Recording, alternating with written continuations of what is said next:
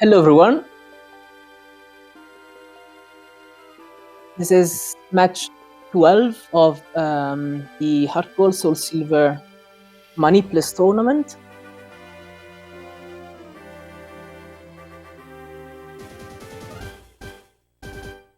Winner bracket, so the winner of this race goes straight into the final, and the second and third go to the loser bracket, because this is a double elimination tournament, so everyone gets a second chance.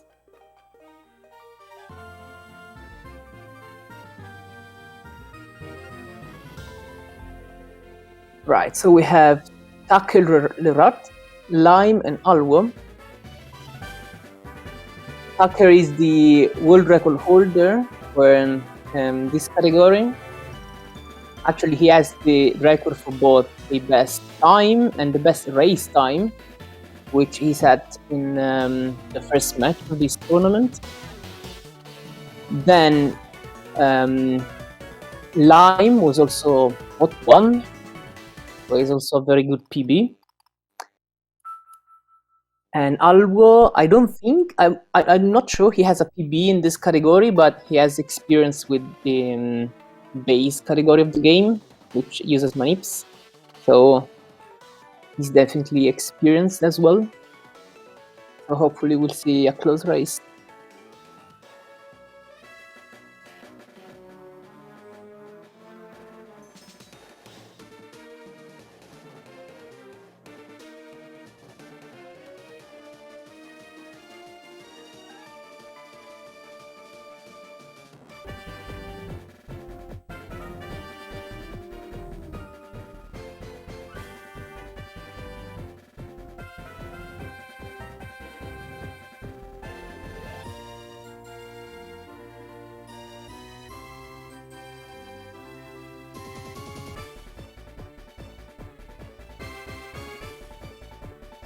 Guess we are waiting for the racers to get ready.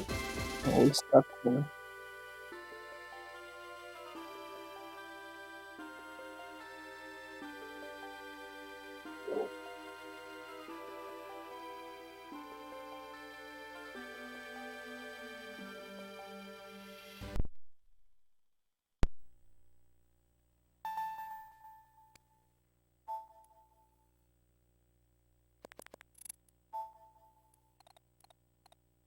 So even though this is Manipless, which means that RNG manipulation is forbidden, you're seeing Tucker setting the time, which is something you usually only see with the manips, just to save a few frames on the Professor Oak text during the intro of the game.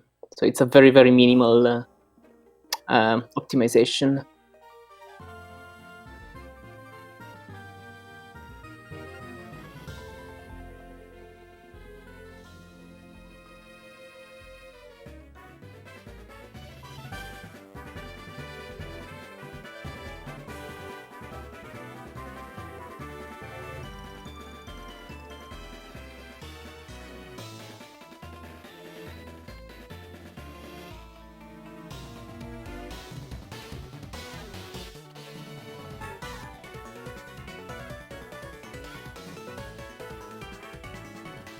Okay, I guess we're starting.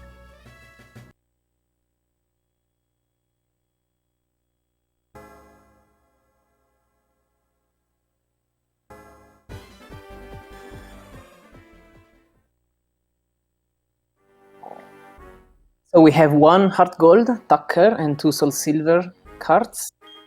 For this category, Heart Gold is slightly advantaged for a couple of reasons, although the difference is not so large, so Soul Silver is definitely runnable.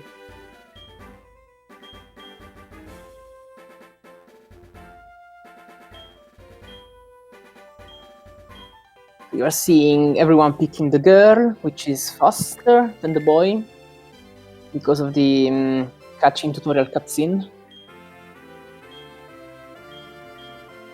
which happens about 12 or 13 minutes into the game.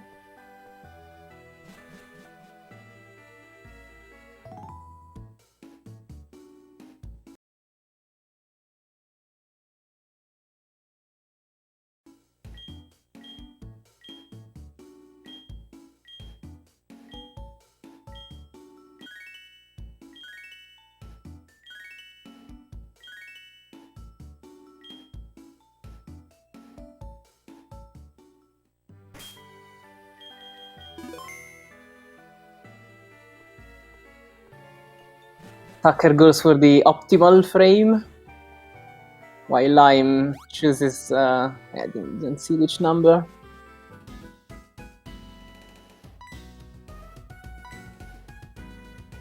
Yeah, for those who are wondering, it's just the border of the text boxes. You can change it in the options, but it's only an aesthetical difference. Costs, I guess, a few seconds to set it.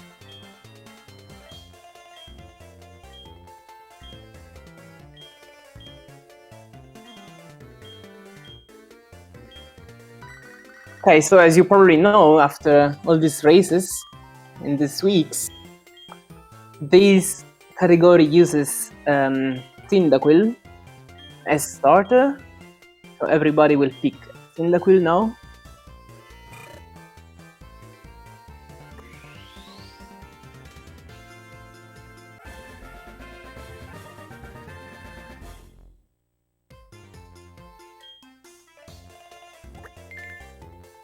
Tucker has a male, Lime has a male, and Alw0 has a male too.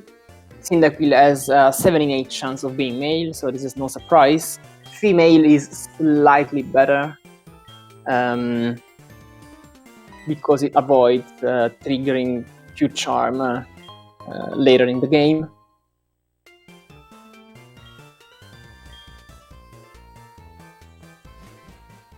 Yeah, I didn't pay attention to what name they gave.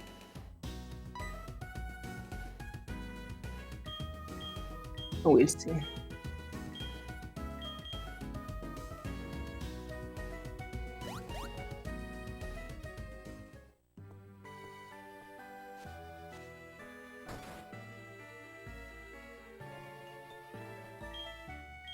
The start of Gen 4 games feels always very slow because it takes 8 frames to work from one tile to another, and the world map is has more tiles than, say, the Gen 3 games. So we'll work very slowly until we'll get the running shoes in a few minutes from now.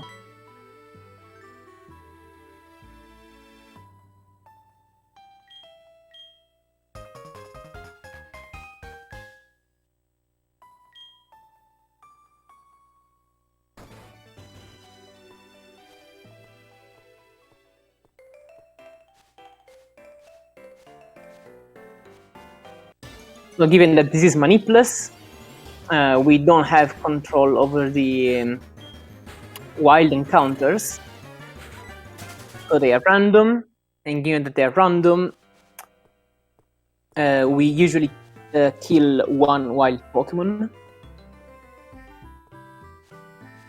for experience, because experience is useful in getting to levels 7, 10, and 14 one battle earlier. We have seen Tucker running from a level 3 and now killing the level 2. This is because the level 2 has a better chance to be taken down in 3 hits, or even 2, depending on your stats.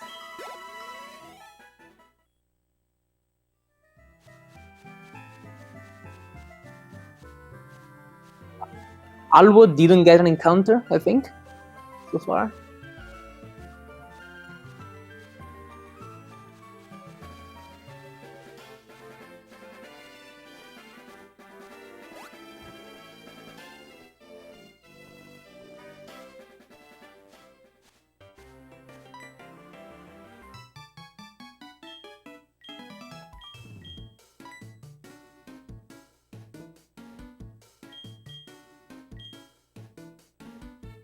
I won't switch audio until about half an hour into the run, because any advantage so far is pretty meaningless, given that there's a lot of variance with encounters, and most importantly, the first gym leader fight.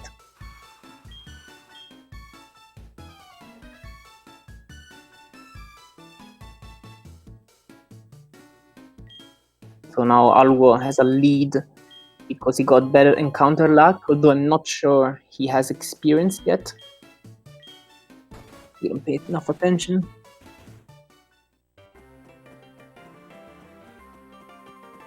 So now we get the running shoes after the old man tutorial, but we still walk in the grass because in these games only, walking reduces the encounter rate with respect to running, and so it's optimal to continue to walk.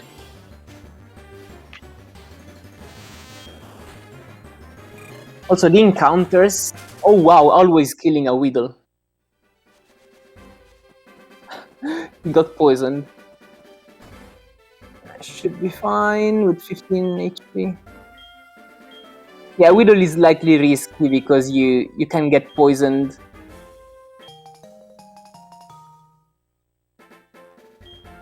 And also you may not be able to run away. But you get healed right at the end of this route at the Mr. Pokemon house here. So yeah, he actually survived poison. So steps weren't enough.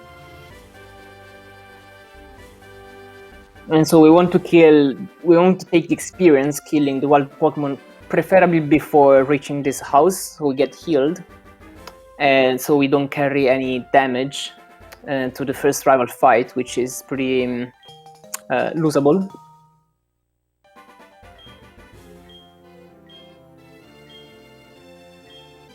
Lime is a bit behind now with encounters.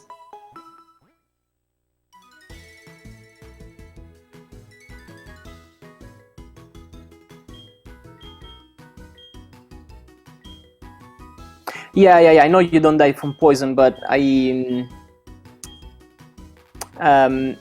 thought he could have saved the survived from poison text box.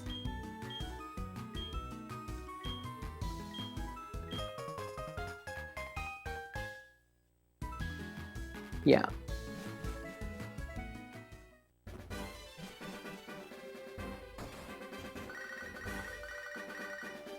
Alw0 was still in the lead.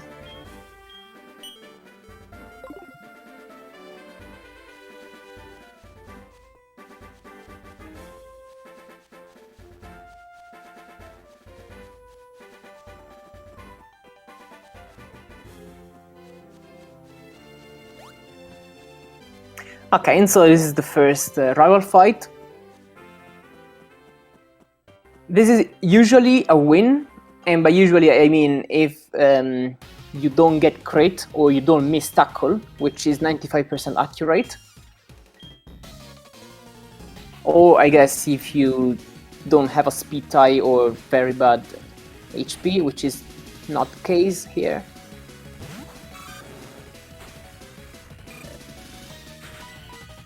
Alw0 went for only one Leer, I think. But it should be fine anyway. Yeah.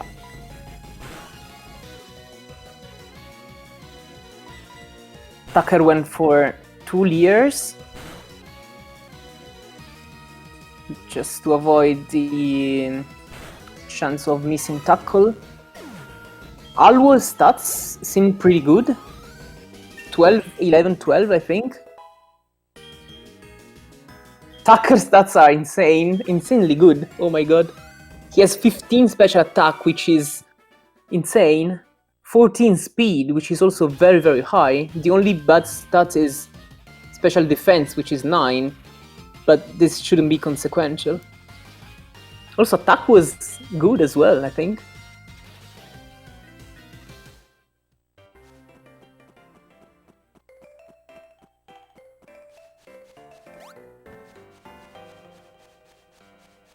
Line stats were... I didn't see attack. Defense was 11, special attack was 12, I think, which is okay.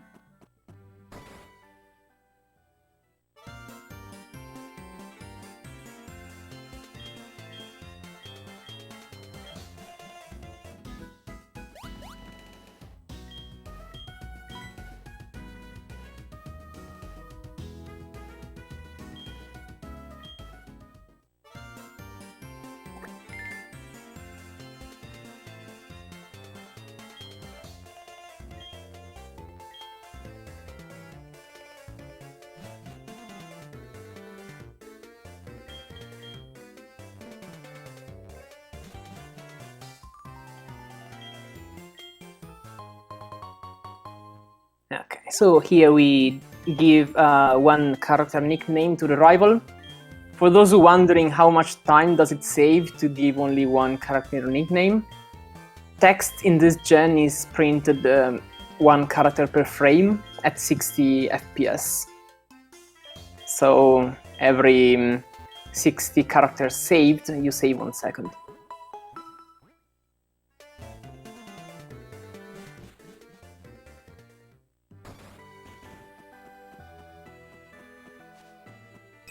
Okay, so this is the catching tutorial where the girl saves time over the boy because she pays attention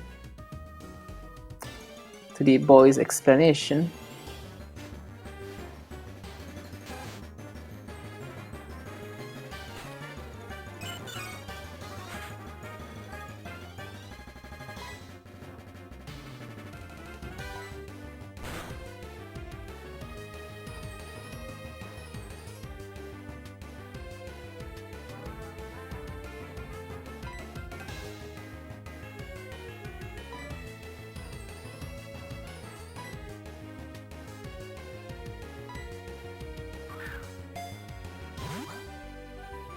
You don't have to press anything in this game during the catching tutorial.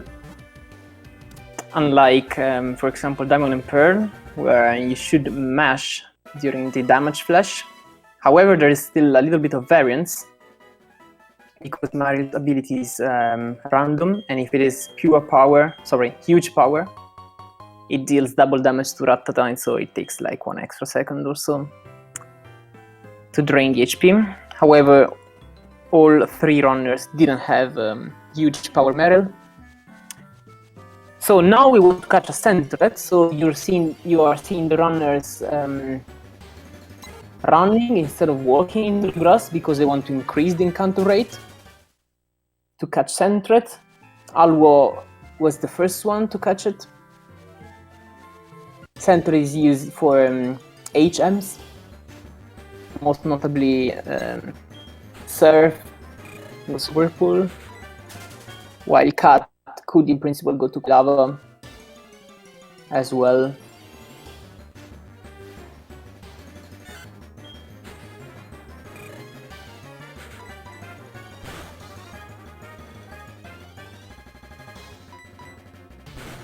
Okay, so everybody found the centret. Tucker went for the double tackle, which increases the probability to catch it with the first ball. Lime got a high roll, I think. He only tackled once. He still got a broke out. So that center with about 50% HP is a 78% to be caught in a Pokeball. So that's pretty unlucky.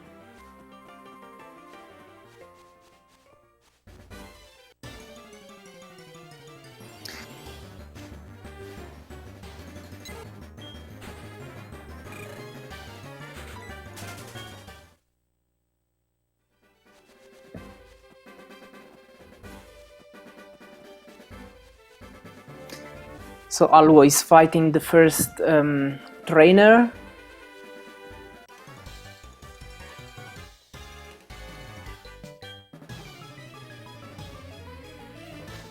Which is usually fine, except if you are very low on HP or you get crit or miss tackle. So Lime could, for example, heal before that trainer because he's very low on HP.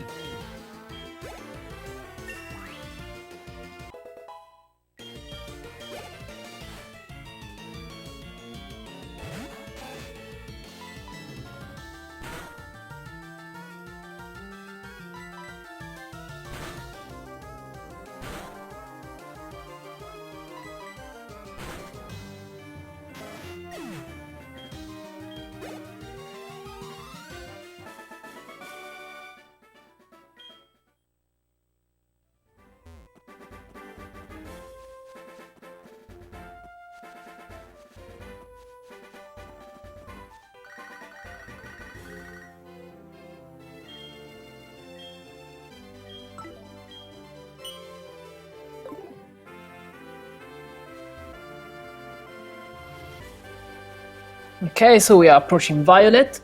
I think the times here are pretty decent, especially if they don't get an encounter here, which they don't. So 17:22 gate is a pretty good time for both Tucker and Alw0.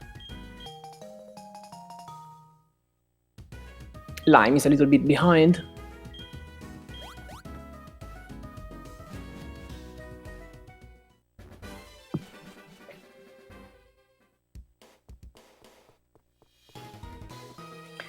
So you see the runners entering the Violet Center here to set the that warp to Violet in case they die to Faulkner, which is the first gym leader, or even the last fight of the Sprout Tower, which can be dangerous.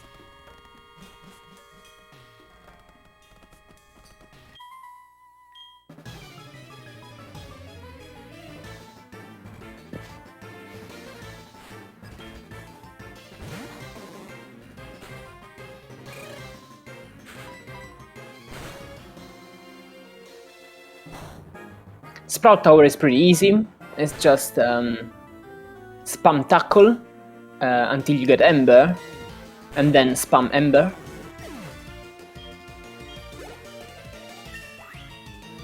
And Cyndaquil does the job much faster than the other two starters, Chikorita and Totodile.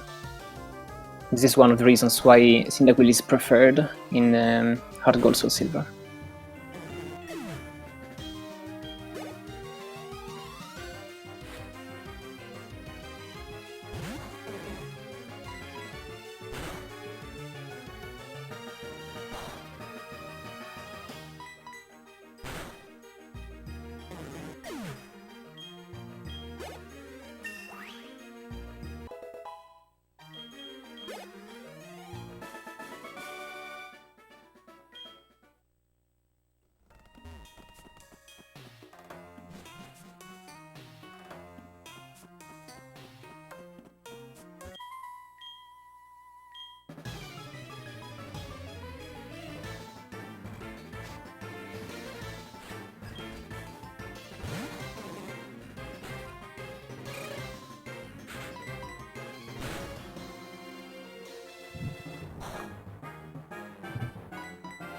It's possible to find random encounters in Sprout Tower, although the encounter is pretty low. It's I think 1% per tile, and we don't have repairs anyway, so we just have to live with this.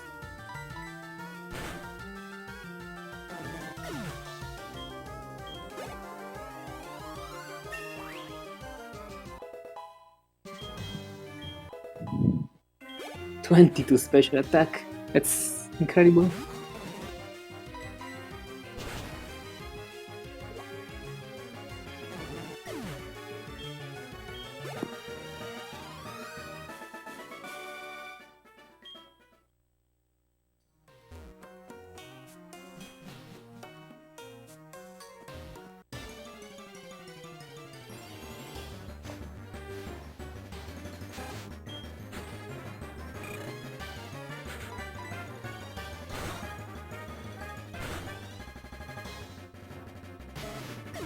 So you're seeing here Tucker killing a wild encounter.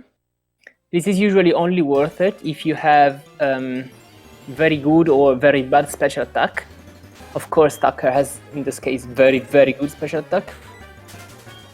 And the reason for that is that you are level 12 instead of 11 for the last fight in Sprout Tower. And so you may be able to save a turn this way, or to make the fight safer. So fun fact, Tucker's special attack is literally better than the Maniped Cyndaquil that is used in the main category of this game. And the nature is the same, rush nature.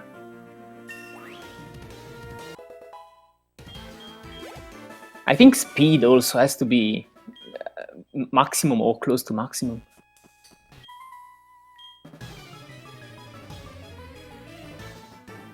Speed is not crucial for this category, because you the only Pokemon which you may or may not outspeed is Falkner's PG8.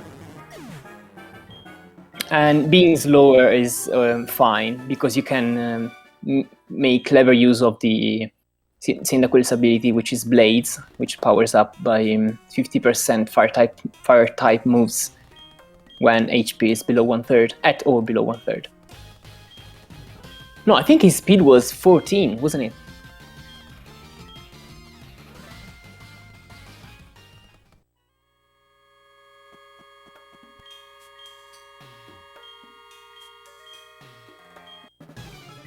Okay, so it's not close to maximum. Okay.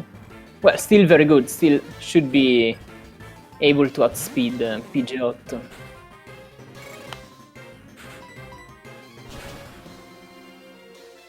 Okay, so we have the Utut fight. Alw0 is doing it. The problem with this fight is that you can be put to sleep by Utut, like in this case, and there is not much you can do, because we cannot buy, or we won't buy anyway, awakenings here. Tucker gets a Hypnosis Miss, which is very, very good. So, excellent Utut for him, while Alw0 is still waiting to wake up. Now he wakes up, so all good. Lime gets in a Blades hit. So, also Hypnosis Miss, so this is a 2-shot. 2 turns, I guess. Double Hypnosis Miss. So very good Utut fights for Tucker and Lime. Only, I would say, average for Alw0.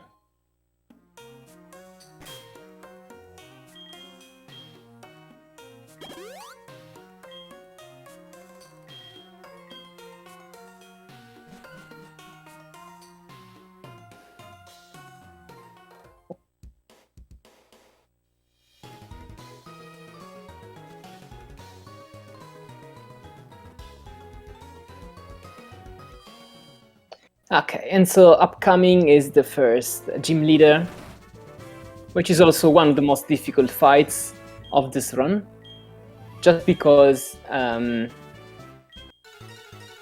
well, because of a few reasons. The main of which is the fact that PG8 has the move Roost, and has a chance to use it every time it is not at full HP, and we cannot control it. So now Tucker gets a Tackle Miss by PJ, which I'm not sure it's actually good. So he actually speed ties PG8, because that's 24 speed, which is not ideal. I was saying that getting Tackle Miss is not very good, because you probably won't be in Blades after 2 hits by PG8. Yeah, you can see Roost.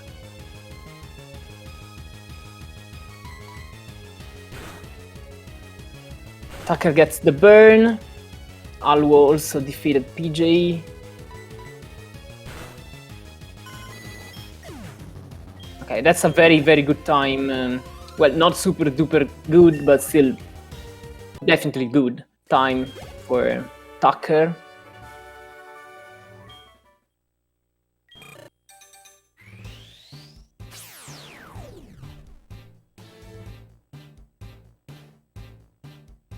Lime missed the 2-shot range on PJ, and Alw0 is faster than PG8 and manages to kill PG8 with a Blaze Ember. Okay, so all good so far. Let's see if Lime wins. Gets the burn. So the burn can be good or bad. It's good because you do more damage, but it's bad because as you can see, PG8 is never at full HP.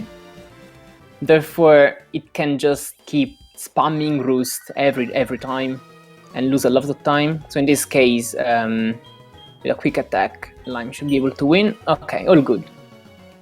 So Lime is about a minute and 10 or 20 seconds behind Tucker. But all in all, they were pretty good Faulkner fights.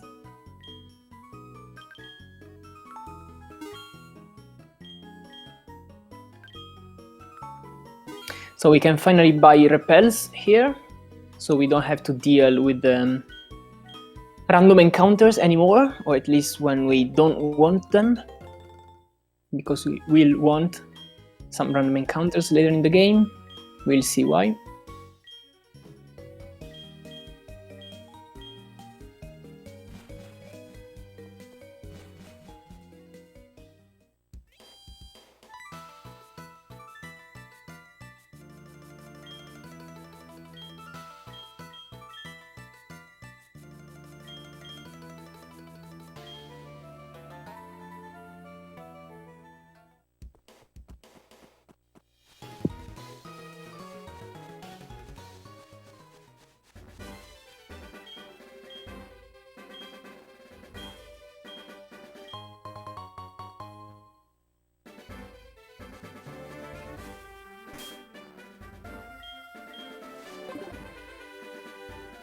So here you see the runners talking to the guy who gives the miracle seed. That's not because the miracle seed is useful, but because he gives it anyway, and you would otherwise get the exclamation mark, which loses a couple seconds, so it's just faster to talk to him, just like with the mandatory trainers. Okay, so now Tucker entering Union Cave. Also Alw0 almost there. So in Union Cave there are a couple of spinners. Tucker goes for a setup here, which he doesn't get, but still gets past. So spinners are these trainers which change the direction they face in a semi-random way. And Tucker gets actually hit by the second one. I guess he messed up a setup.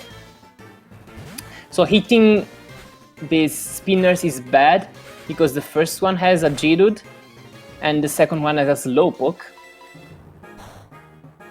which are both pretty slow to kill and potentially dangerous. Like here, Quilava is going to be asleep next turn, and Tucker has nothing to heal, so he just has to wait.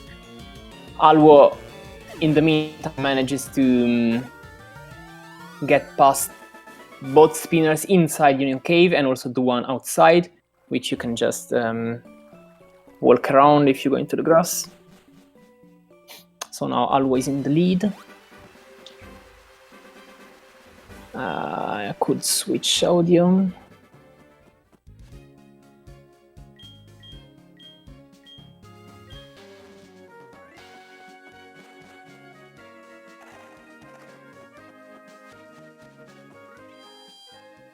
Okay, so Alw0 is healing. This is to recover Ember PPs.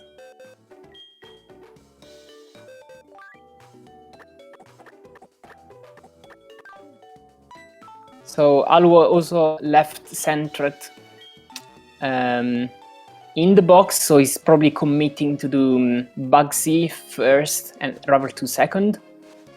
I didn't see what Tucker did.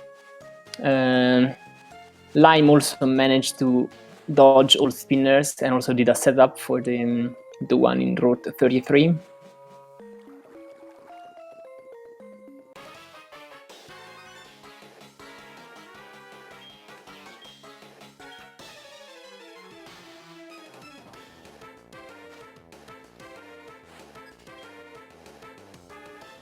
So all three runners healing here, which, I mean, probably Lime had to heal anyway because he wasted a lot of Ember PPs, while Tucker probably didn't, so he could have just gone into the Slowpoke well straight away. But healing is safer, like going to the center before and not after the Slowpoke Well is safer, because if you die, you wipe back to Azalea instead of Violet City, which means you are much closer to Slowpoke Well, of course.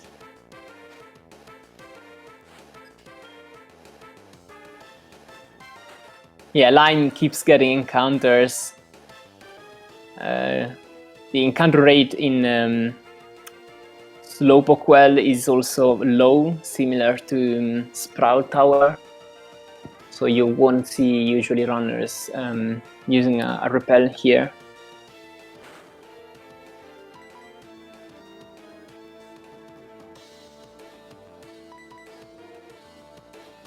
Tucker crate the Zubat. I'm probably wasn't in range anyway, even though he has God special attack.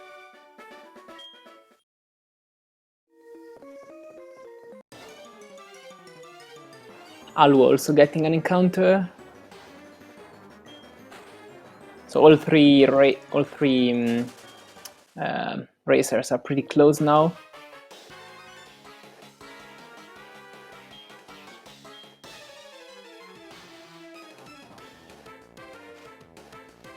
And also Tucker got an encounter. Two encounters, actually. Very close to each other. Pretty unlucky.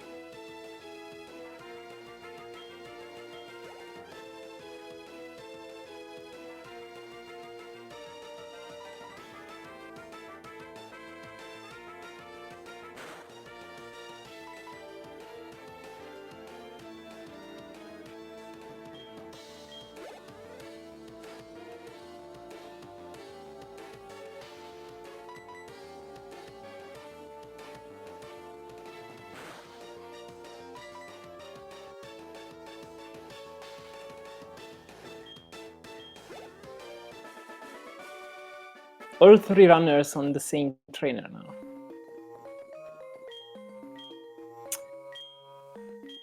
Okay, so the last fight of Slowpoke Well can be dangerous if you have low HP.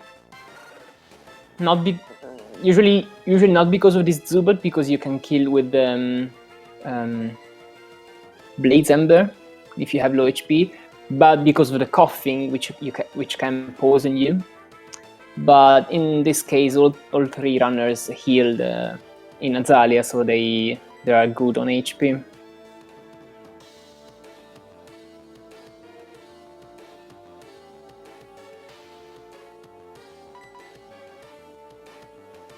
Okay, and so Alw0 is the first one to clear Slowpoke Well.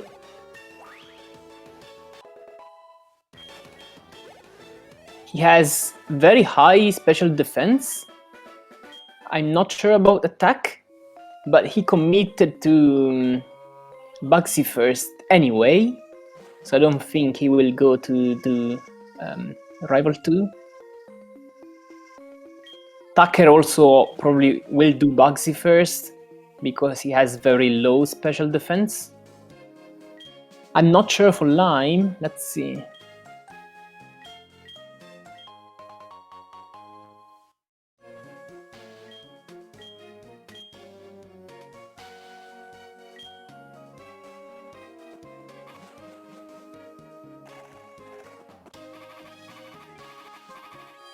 Oh, always.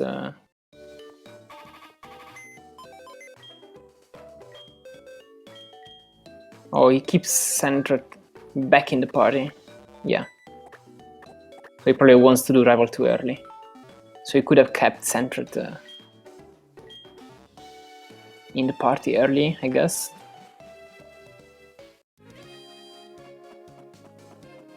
Okay, so as you can see, the optimal strat in this case depends on Quilava's stats. So in Alw0's case, it's optimal to do Rival 2 early. In Tucker's case, it's optimal to do Bugsy first, because he would just die to Water Guns by Crocodile. So Alw0 gets Mean Look, which is good. Also Lime doing Rival 2 early.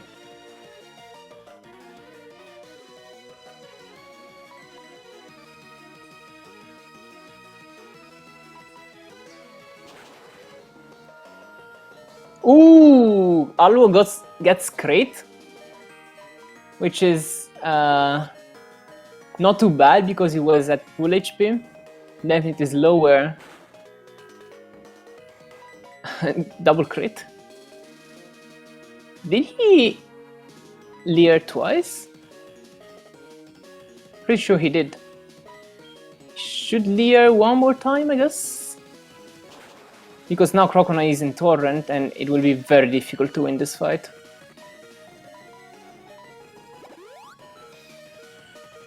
Yeah. Oh, okay. He's good. He's good.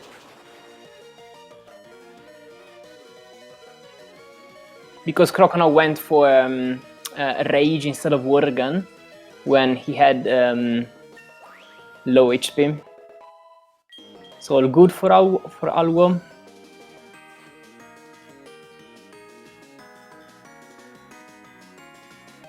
That's a Lime. He used 3 leers, I think. Yeah, it was scary. It's still scary. So what Alw0 is doing now is switching to center to gain back its speed, so that he can kill with Blades Ember the Zubat. Meanwhile, Tucker is doing Scyther, which is not a problem with his huge special attack.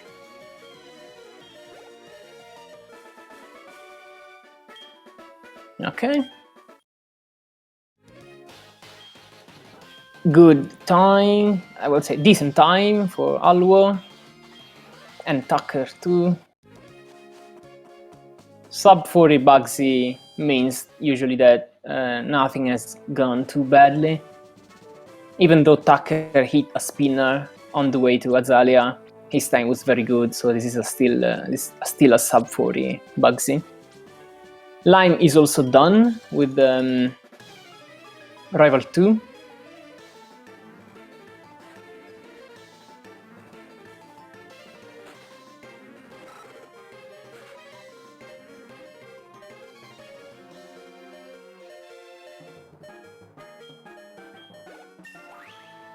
Goes back in the center to leave centered to avoid triggering the double fight in Bugsy's gym.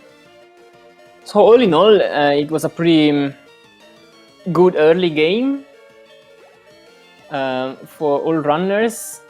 We just need to see how does, Bugsy go for Lime and Alw0 and Rival 2 for Tucker, and then the Quilava segment is done.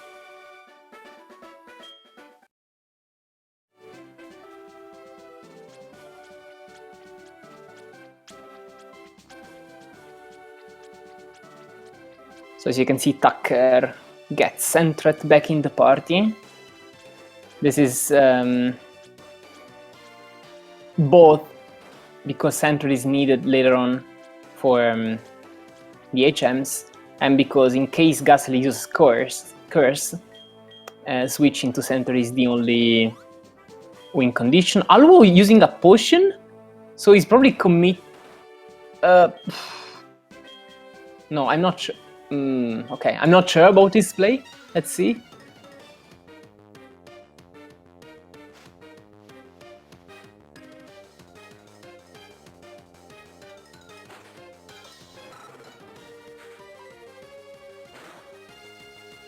Quick attack puts him into Blades, but then he needs to heal.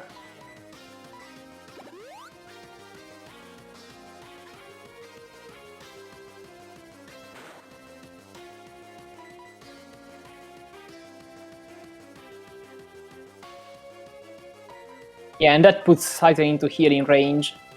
So it's usually best to get your Blades hit later. He gets actually a good quick attack rate by Scyther, because that puts into Blades and allows him to kill.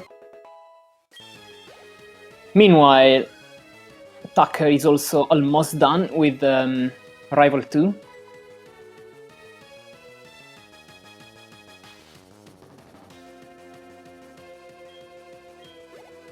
he is able to use Flame Wheel on Zubat because he's over leveled due to the spinner.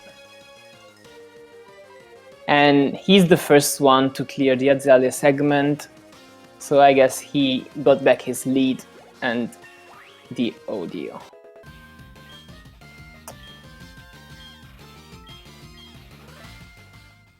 Lime is also past Scyther.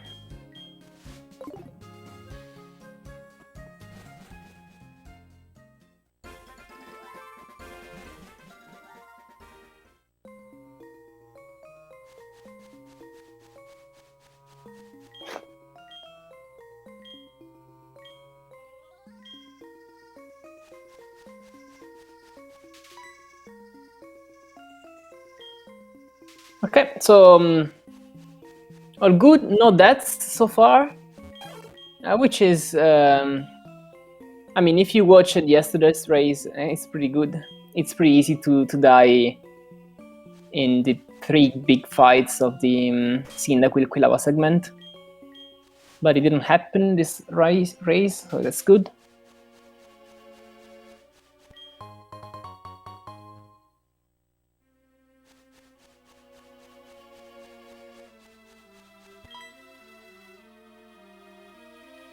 So currently Tucker in the lead, then Alw0 and then Lime. In the Alex Forest there's not much to say, it's just a puzzle in consisting in finding the 2 Farfetch'd.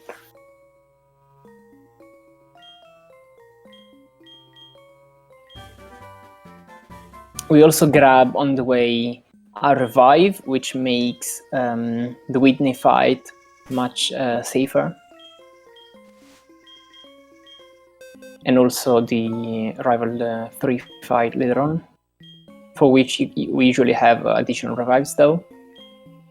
Then we grab an Accept Tuck, which Tucker is about to take.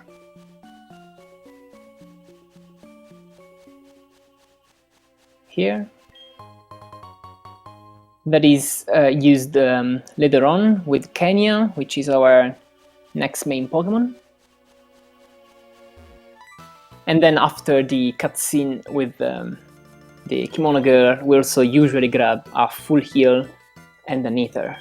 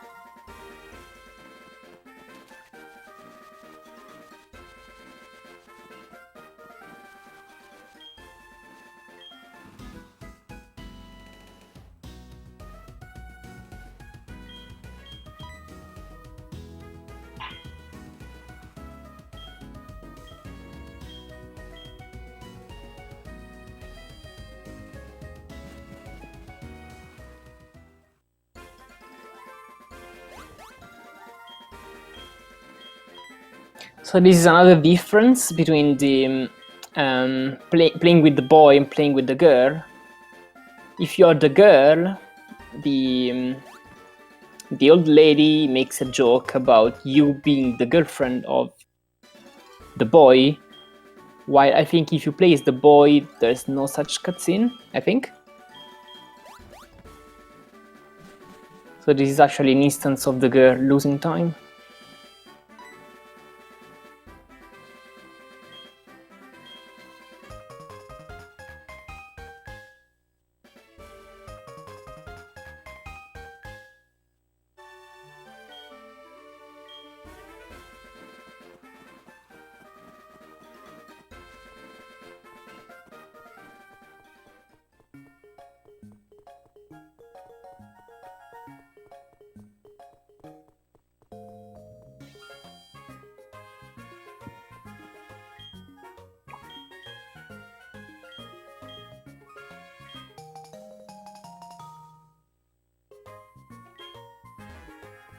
Okay, so in Golden Road City, we get the bike as soon as possible because we want to go fast. And then we go to the radio tower to do a quiz to allow us to enter Witness Gym.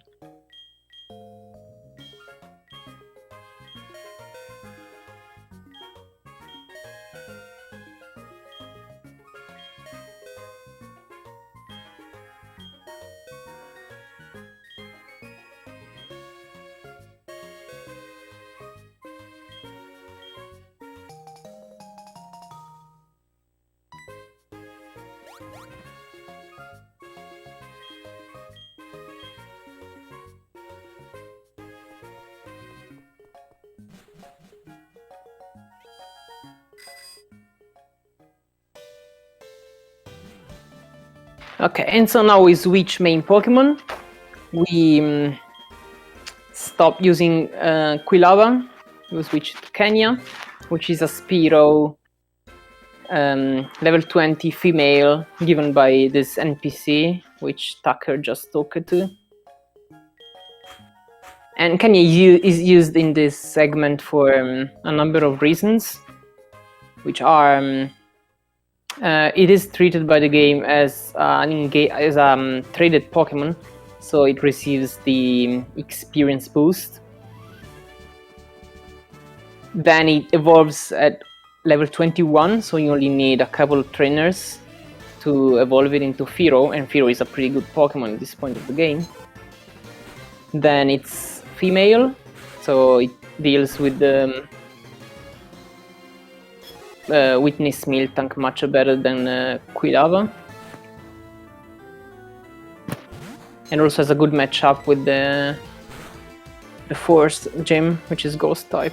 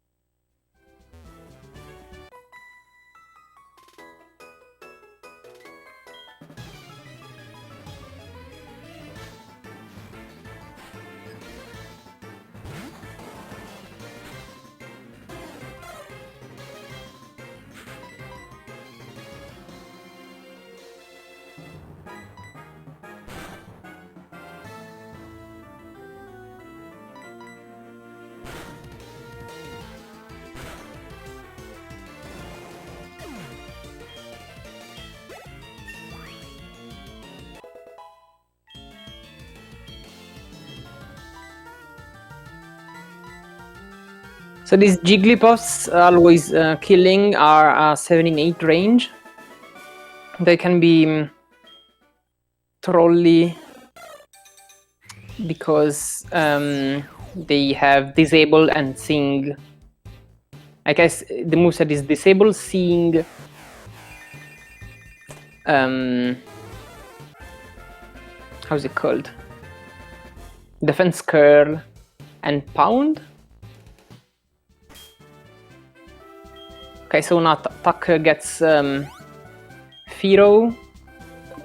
He taught Mirror Move, which may look strange, but Fearow would try to learn Mirror Move anyway at level 22 or 23, I can't remember now, so it's just faster to teach it. And it's also useful against Miltank, depending on how the fight goes.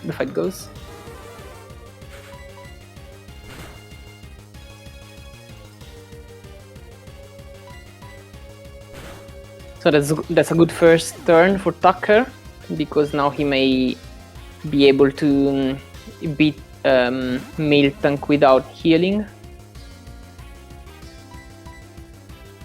So how do we beat Miltank? Just double leer.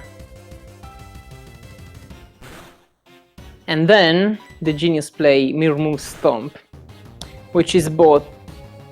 Oh, he gets the crit! That's very good. That's very, very good. So, Mirror Move Stomp is helpful because it saves 2 aerial ace PPs, and aerial ace PPs are tight. Then it's stab and more powerful than aerial ace, and double aerial ace would be a range on Miltank, while double mirror move stomp is not, and also it can flinch the Miltank.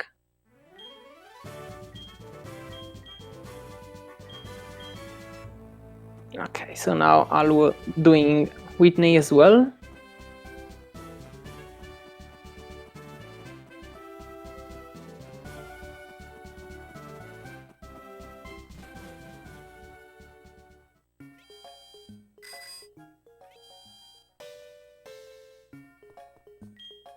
So Alw0 did not potion Firo before the fight, so he will need to heal during the fight. This is usually fine, except if you miss the double aerial ace range on Miltank.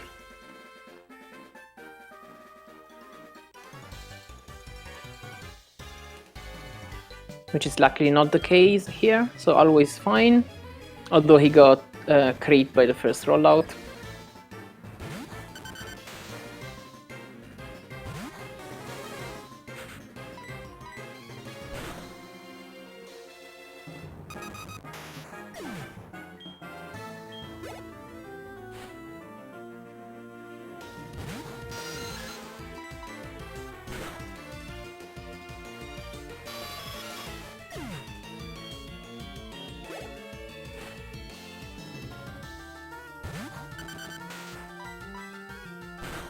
And Lime is also done with the double mirror move Miltank.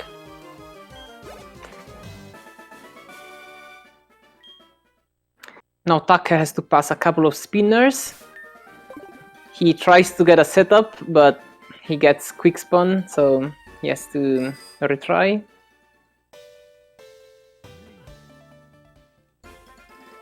Change his idea on the second one. He's stuck. He doesn't want to move.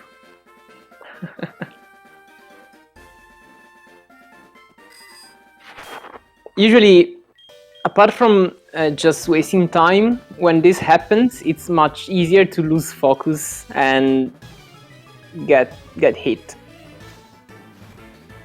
Alw0 doesn't go for the setup because he bonked before starting the first fight.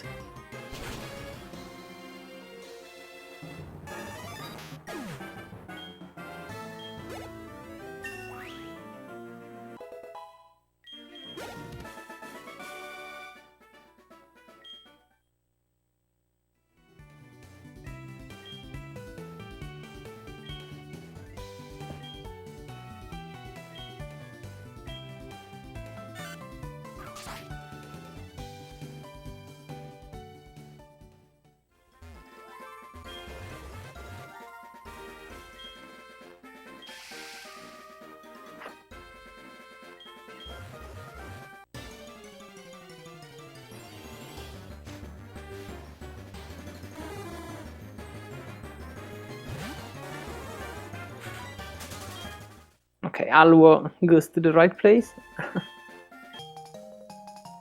And he's also past the spinners. That's good.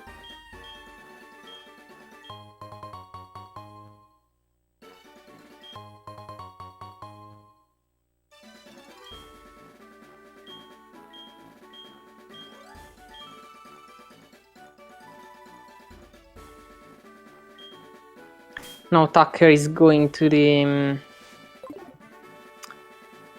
double battle before Ecrotech City. Lime doesn't get the setup right.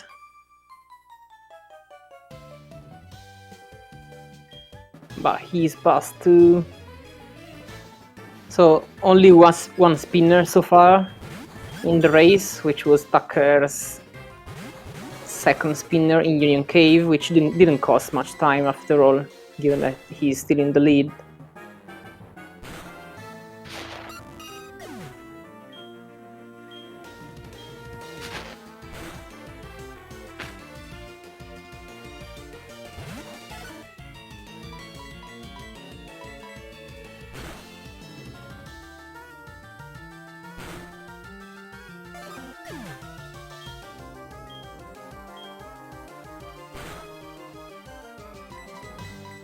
Okay, Tucker now got the god double fight, I think, because he's able to two-shot every Pokemon, so he has the optimal amount of turns, and also that's because Quilava is in Blades, and also Kenya has less than 27 HP, which means he should have a faster strat for the Rival 3 fight, which is upcoming.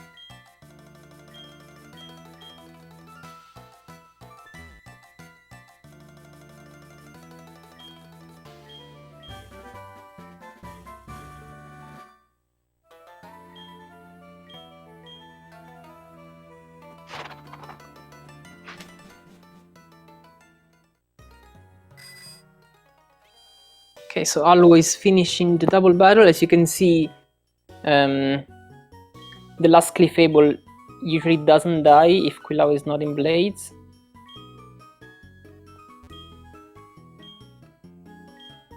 Now Tucker is doing shopping. He bought a netball that's used to catch Magikarp, which will be our next main Pokemon after Kenya. But that will come in about 10 to 15 minutes.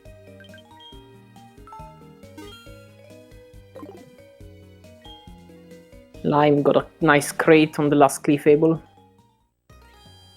Alw0 did a funny movement around the rocket in the Kimono Theater.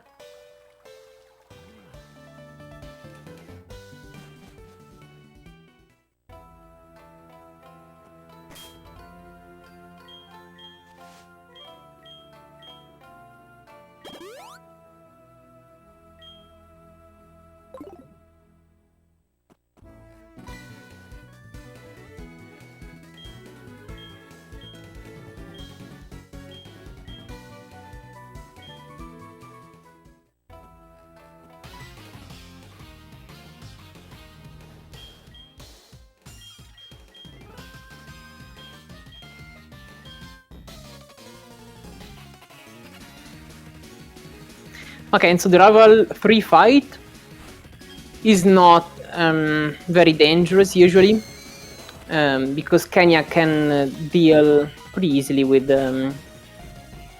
3 out of 4 Pokemon.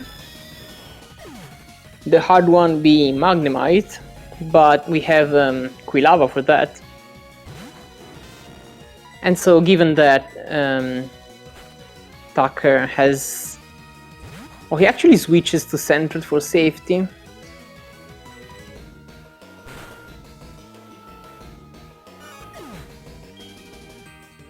That's a safe strat. So given that Tucker has insanely good special attack, he will just kill with the Ember here. Sometimes Magnemite is a range. And I guess Flame Wheel being optimal is more common than Ember being optimal here. And so we Leer Croconaw with Quilava until we die, and then we use Kenya to finish him.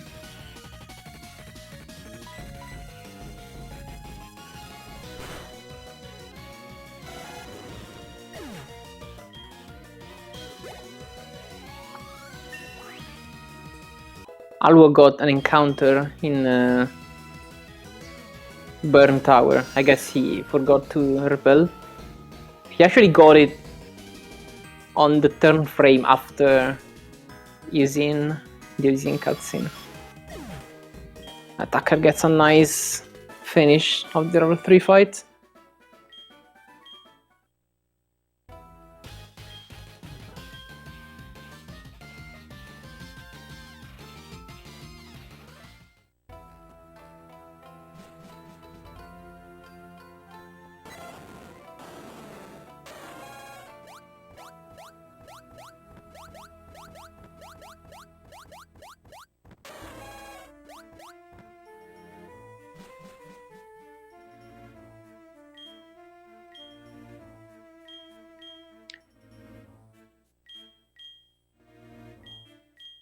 Okay, Alw0 manages to kill the Magnemite.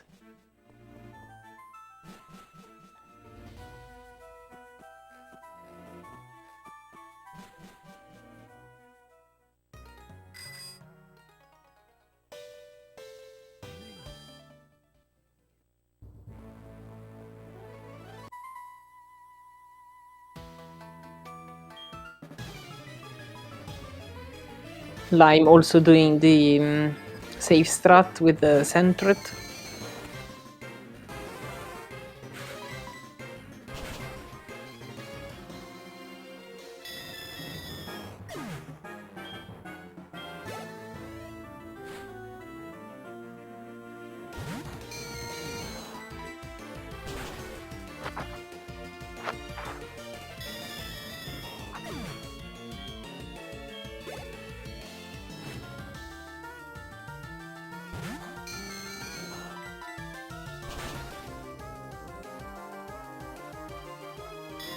So Morty's gym, which Tucker is doing now, is pretty easy with Kenya. I guess the main variable is your I release PPs, because if they are low after Rival 3, you want to Ether I release and use as many release as you can, because you save time on the super effective text box. But if you have enough release, you can instead skip the Ether and use Pursuit in the gym, which is overall slightly faster. And this is what Tucker is doing now. Alw0 gets a second encounter in the burn tower. I wonder why he didn't repel.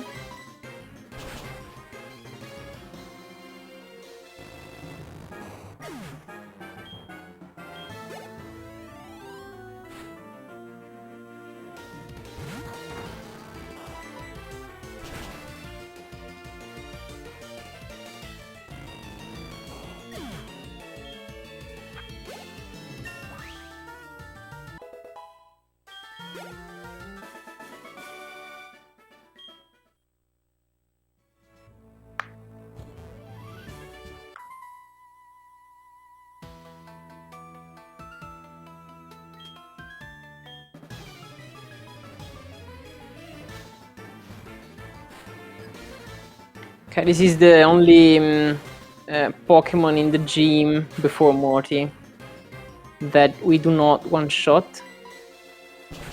And so Tucker went for Leer. Which in my opinion is usually optimal. The hard part of this gym is arguably the movement, which Tucker doesn't quite get, but if he's careful after this trainer, he should still be fine. Because if you mess up the movement, you are warped back to the entrance of the gym, thus wasting time.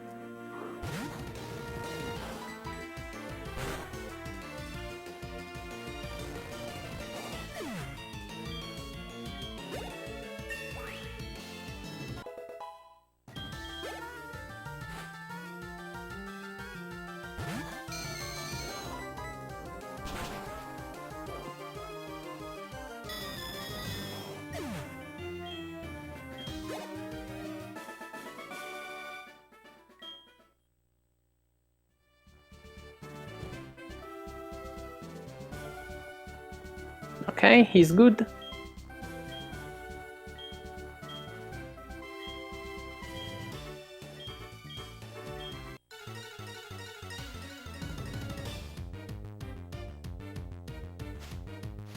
Okay, and so the Morty fight is most of the times easy. We just one-shot the first Ghastly.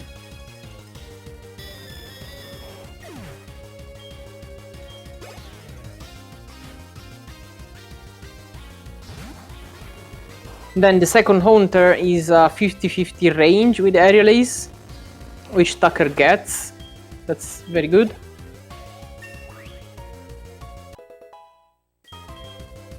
And then the Gengar can only do damage to Kenya via Sucker Punch. So it's totally safe. At most he can put us to sleep, we have Awakenings. And so after the X attack, which was the X attack which we grab in the Alex Forest, we just one-shot the Gengar. And the second Haunter too.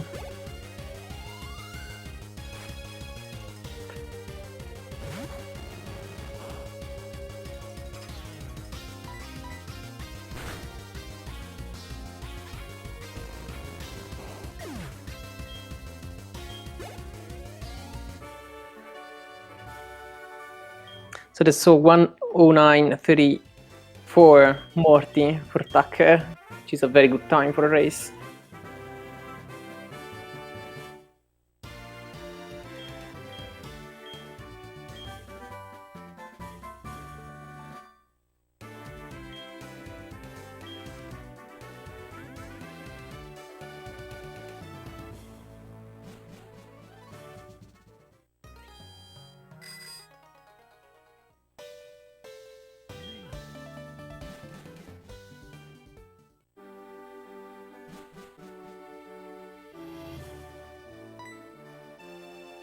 Yeah, Tucker times is very good, especially considering he hit the spinner.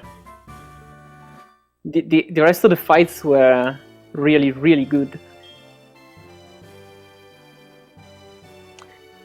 Okay, well, now there's the most variable thing of this category,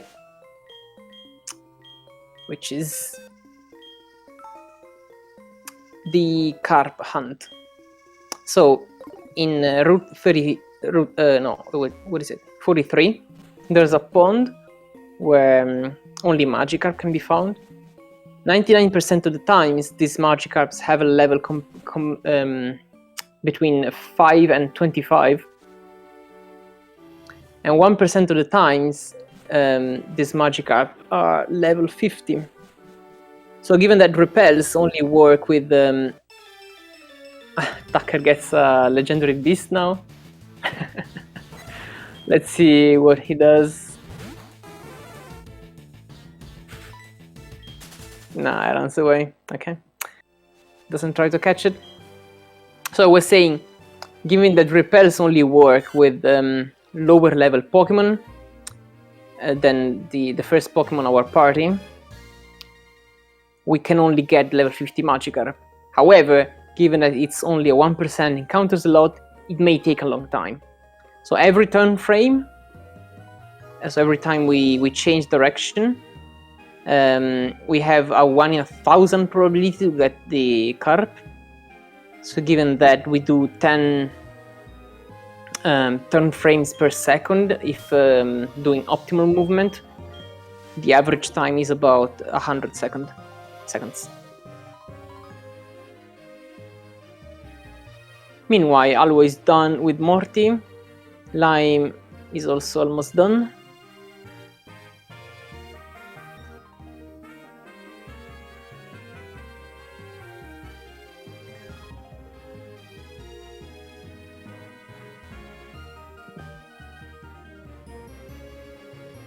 As you can see, it's not super easy to do turn frames without actually moving.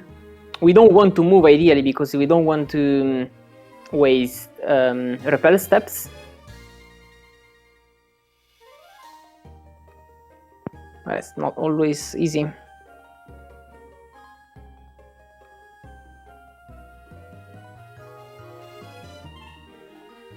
Alw0 is catching up because Tucker has not found his carp yet.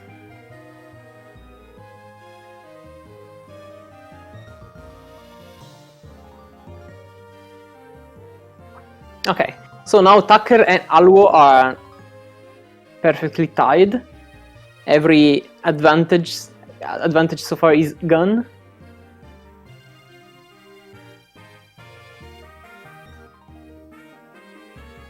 So whoever finds the Magikarp first will be in the lead.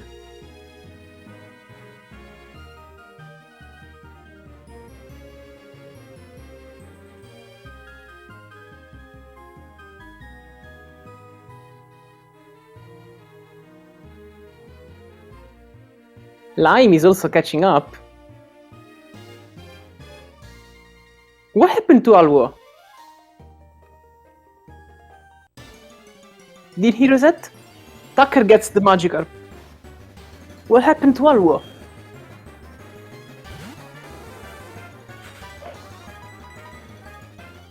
Oh no.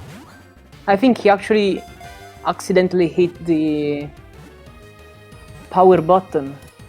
That's the only explanation I can think of.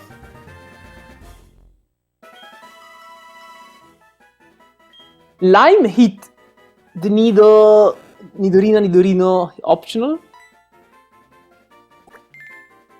Lime, you're not doing the glitched run. Well, okay. I'm very sorry for Alw0.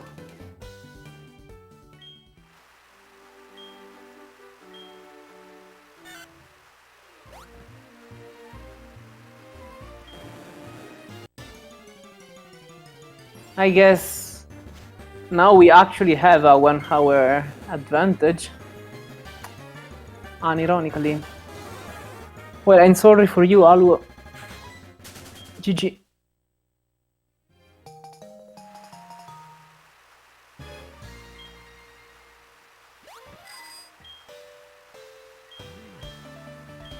That's, I guess, the saddest way to end the run.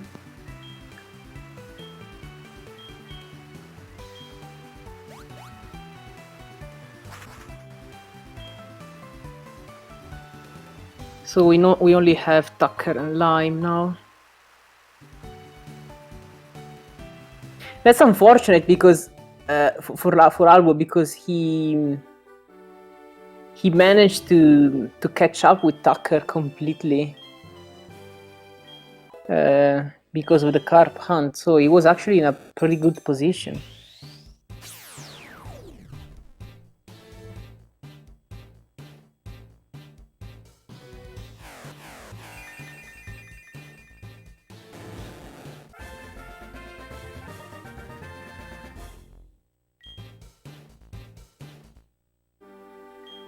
Lime got his carp. The hunt was pretty fast, I think, although I didn't pay close attention.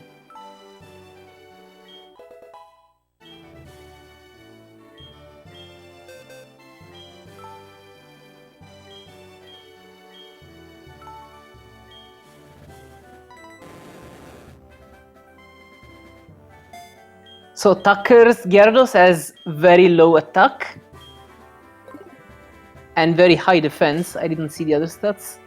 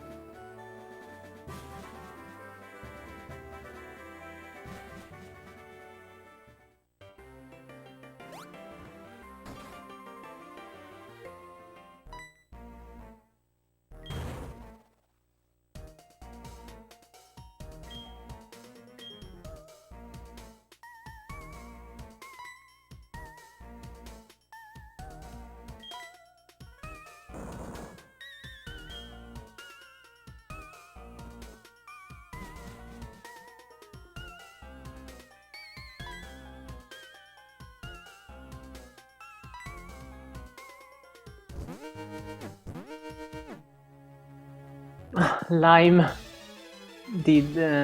went back to the setup. So as you can see, the Magikarp immediately gets a rare candy to Gyarados. We actually used 2 instead of 1 rare candy because of a number of reasons.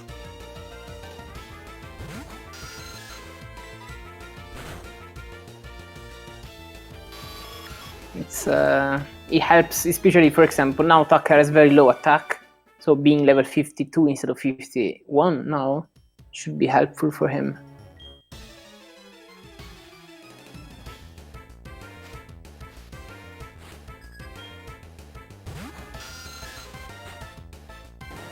Yeah, I didn't see Lime stats.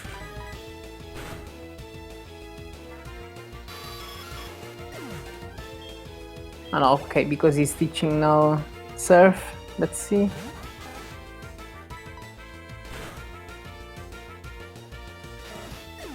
Yeah, so that's modest, right? But speed is good for Lime. I didn't see Tucker's speed though.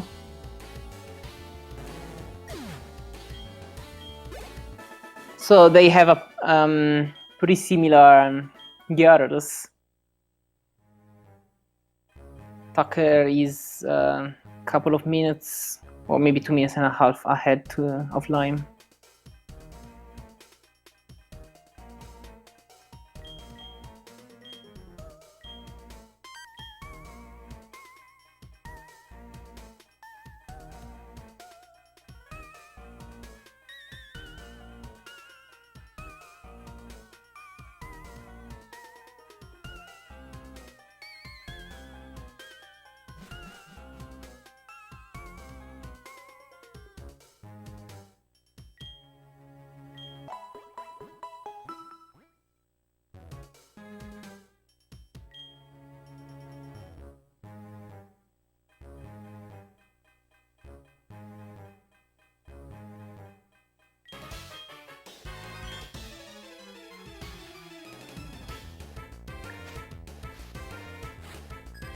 Okay, so the rocket hideout section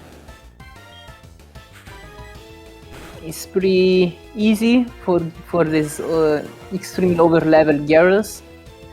Lime lost a couple of seconds on the battle menu there.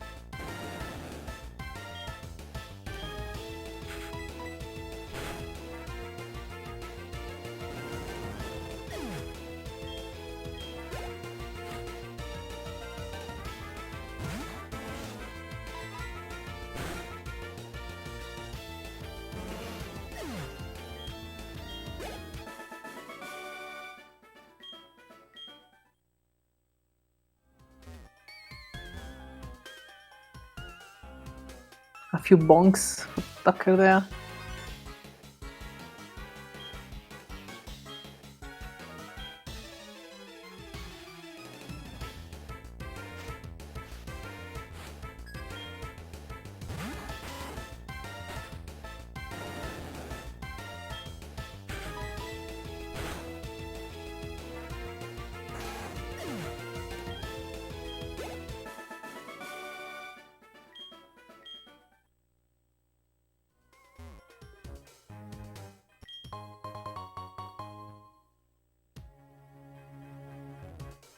Tucker gets the protein because of his awful attack stat.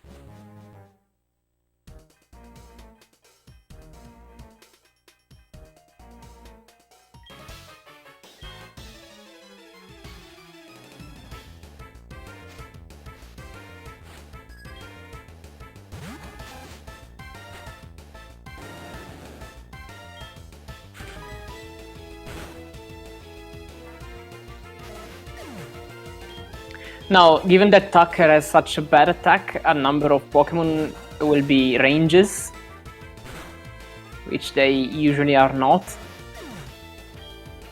For example, I can think of, now yes, say the Executor's Blue, but also Polyrats. Chuck's Poliwrath will be probably a range. And a few rocket Pokemon, like in the Radio Tower segment, will also be ranges. You will need an extra X attack on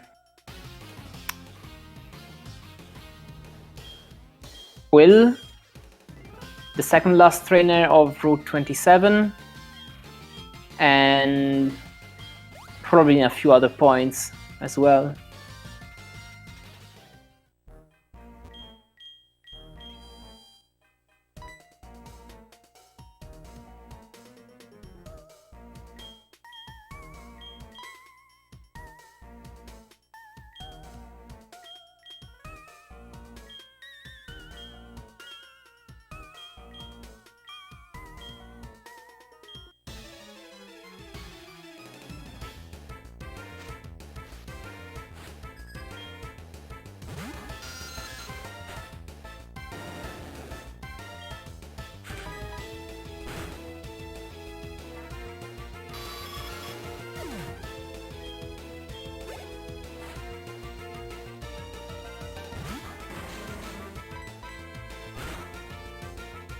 Lime has only slightly better attack than Tucker. Still bad though.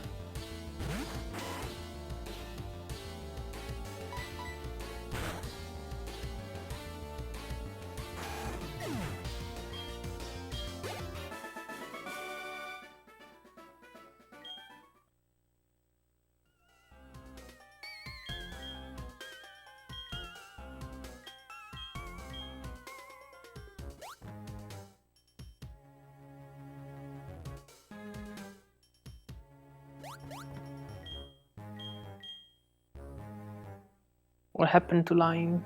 To Lime stream?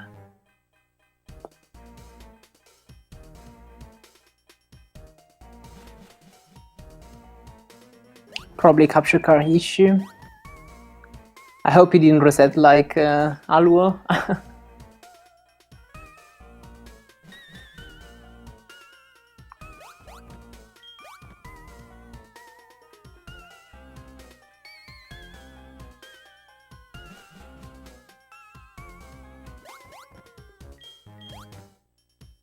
I don't think he died. It's probably a capture card issue. Yeah, okay.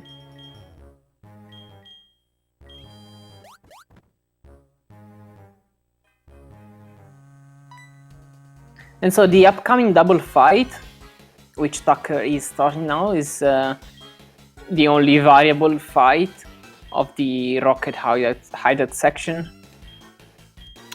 Because Surf is a range to kill Arbok, and also Strength is a range to kill Gloom, which probably Tucker won't get, the Gloom range, given his awful attack.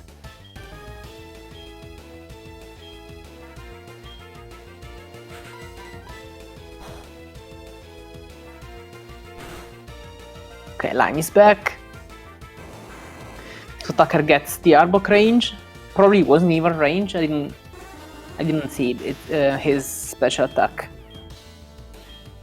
Also, Dragonite can do different things. Now Dragonite used the Thunder.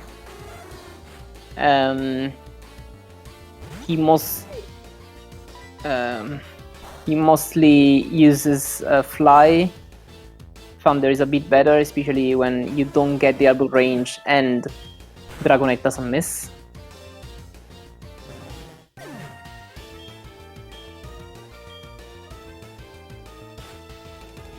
And so the Gloom range now.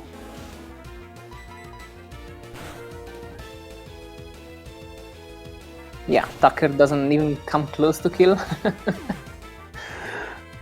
That's really unfortunate. This is such a low attack.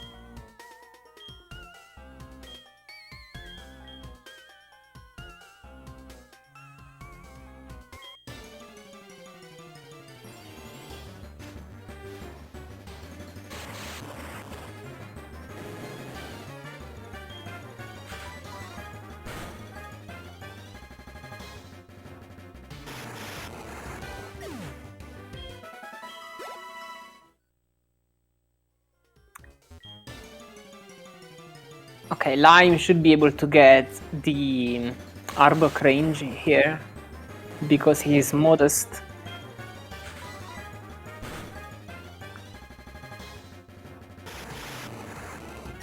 Yes, he gets it.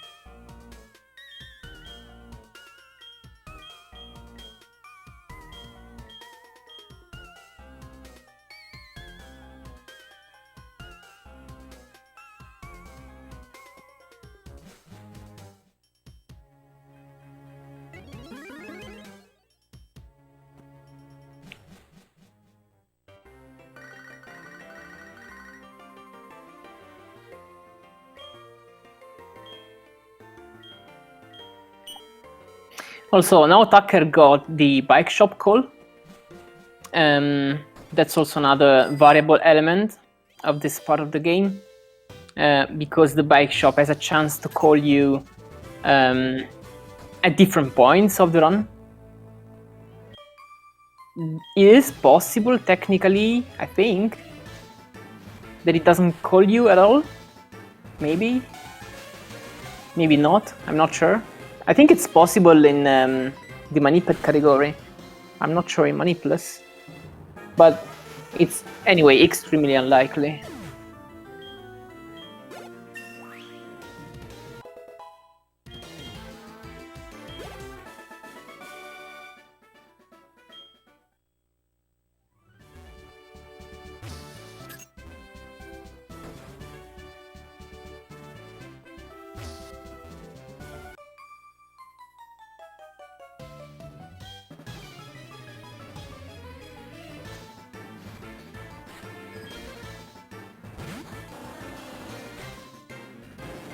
Yeah. It's possible that you need to have the Pokeros call to also be a possibility, yeah. Exactly. So about Pokeros, yeah, Ashes knows something about that. So Pokeros has a chance of 3 in 65,536 to be. We have a chance of that to take it after a battle, which is of course extremely unlikely, much less likely than getting a shiny Pokemon. However, we actually do a lot of battles in a single run, so the chance of getting the Pokeros at least once during a run like this is closer to 1 in 200, more or less, which is not that unlikely. And so it has happened a few times already. And even multiple times to the same person.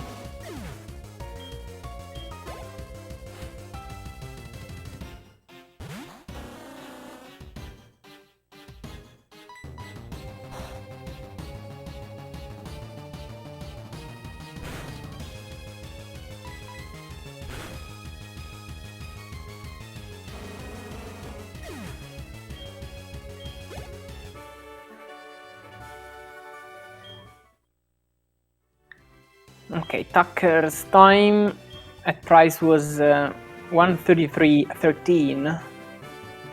Let's keep an eye on Lime to see the delta.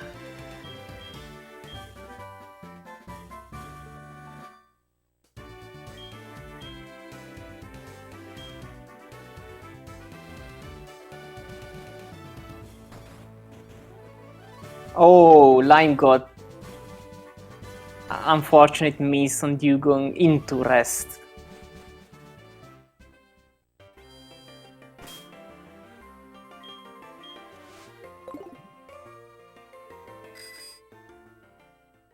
That cost a bit of time.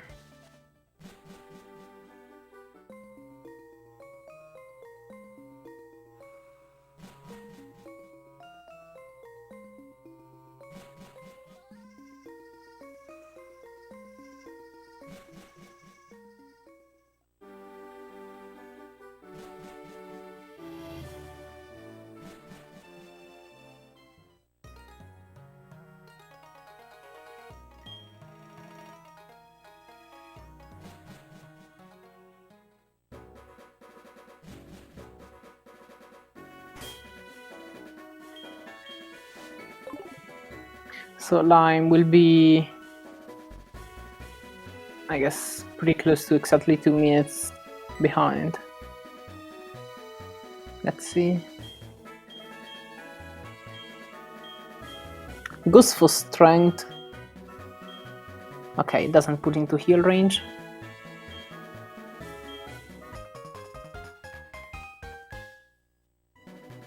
So the strat to beat Dugong depends on your stats. So yeah, it's exactly 2 minutes behind indeed. And so for, I think Tucker went for Surf and then Strength. Usually with average or good physical attack, you go for Tackle and then Strength. So you save the text of Price coming into the fight and saying something when Dugong is below half its total health.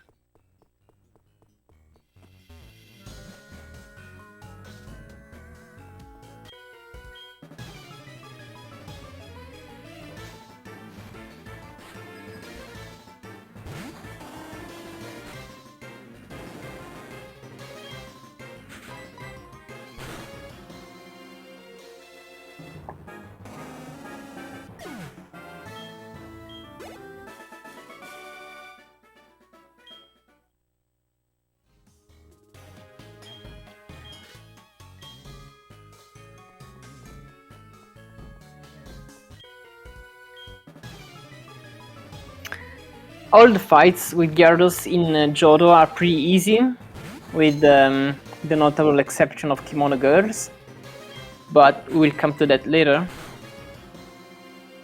The variables are mostly the optional trainers, in particular the spinners. So upcoming for Tucker, there are 2 spinner passes, for both of which we have technique which we call setup, which consists in doing a specific movement. In this case, movement is extremely easy, which is just don't move and pause immediately and check the direction of the trainer. So in this case, the trainer spun immediately, so Tucker had to wait for the next cycle to pass.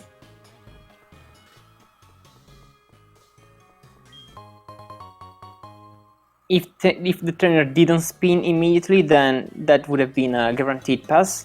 And so this is a second setup. He runs and then works, checks, direction is wrong, so he waits.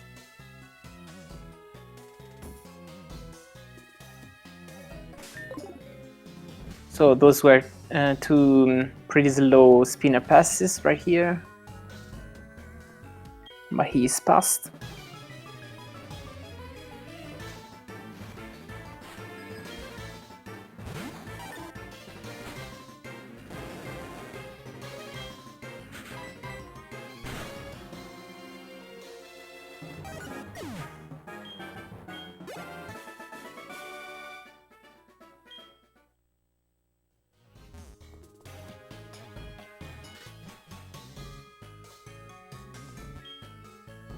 So the first visit to the lighthouse ends with us talking to Jasmine, and then immediately going outside to reach the pharmacy in Cianwood City. But we will be back in the lighthouse later.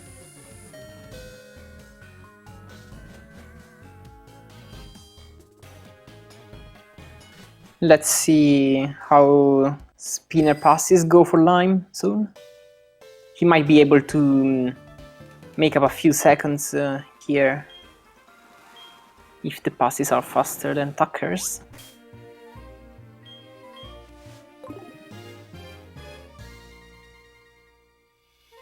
Yeah, I don't think Chuck's Poliwrath is...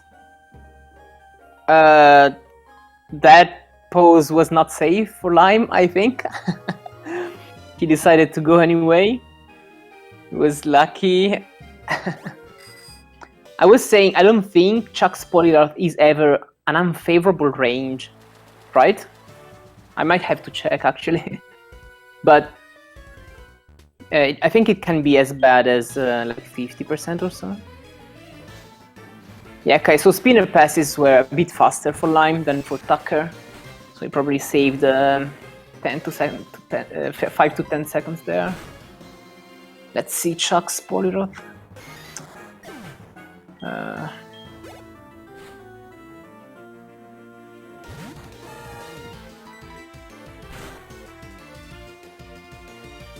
Yeah, it can go down to 55%. Not worse than that, so I guess probably a good thing to do for Tucker especially will be to check the first roll, or he actually uses a protein to improve that. But I guess he will anyway check the first strength roll and decide whether to go for a second strength or cheap with the flail, I think.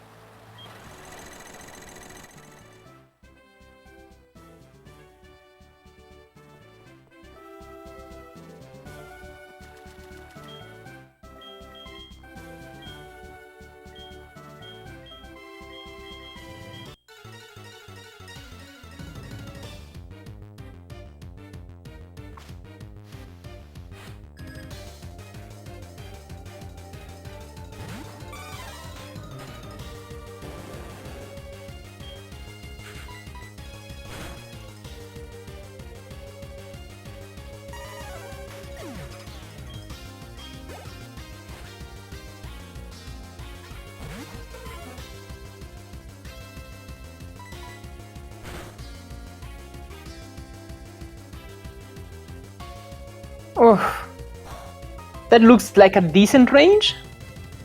He goes for it. Let's see. Gets actually he crits, so that would have been a KO regardless. So it was 142.01 or 142 flat, I think, for Tucker.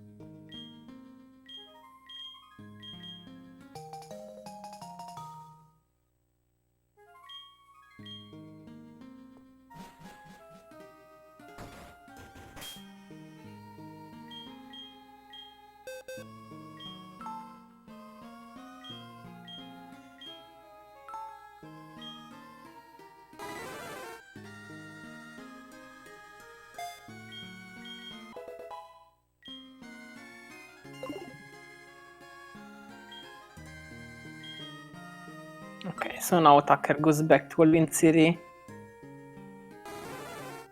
Going to Jasmine first in the lighthouse, and then to Jasmine again, but in the gym.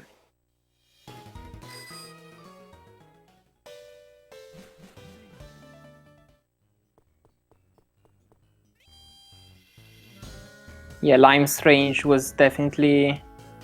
Lime's roll was definitely better than Tucker, however he gets paralyzed, which can cost a little bit of time. And he saved 8 seconds on Tucker in this split, mainly because of the faster spinner passes.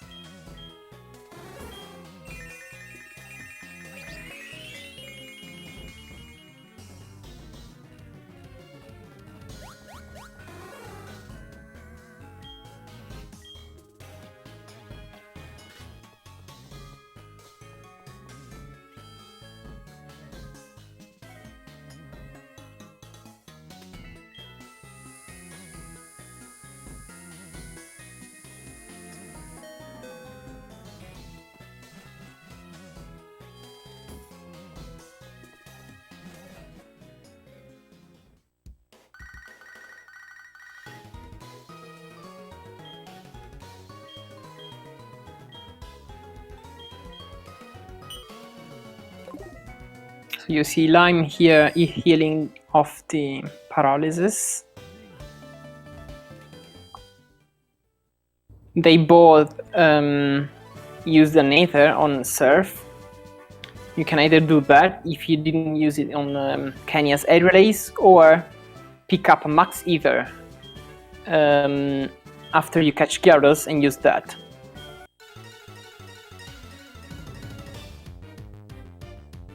Jasmine is super easy. You just one-shot everything with Surf.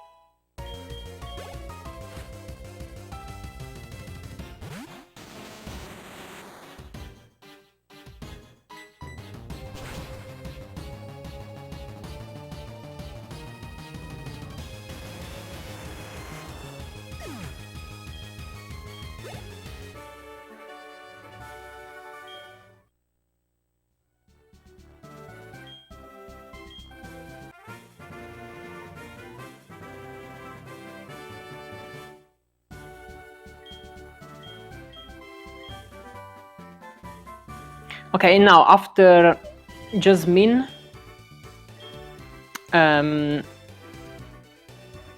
we can either go straight to Golden Root City to the Radio Tower segment, or go to Cherry Grove City to grab Mystic Water. I think both will not grab Mystic Water early. You only do that if you need the Mystic Water to guarantee every Pokemon in the Radio Tower segment. Otherwise, you delay it, so you're able to use a Max Repel at the water before getting the Mystic Water, so you don't have the chance of getting an encounter there.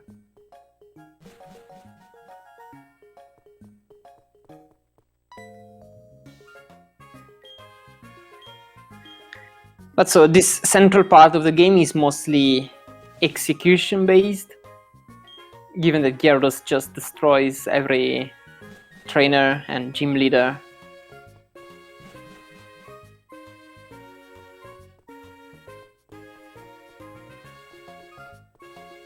So if the runners don't hit any optional trainer or don't do execution mistakes, then the time delta is not expected to vary a lot.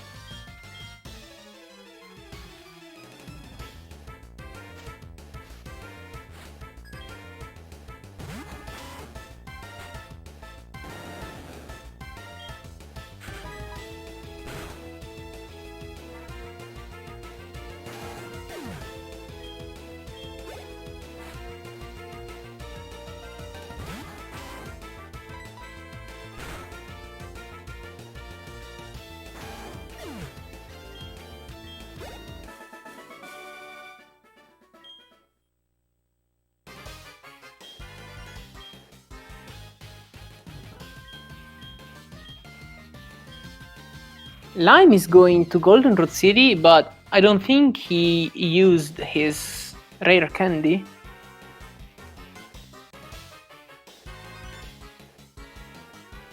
No, he does it. No.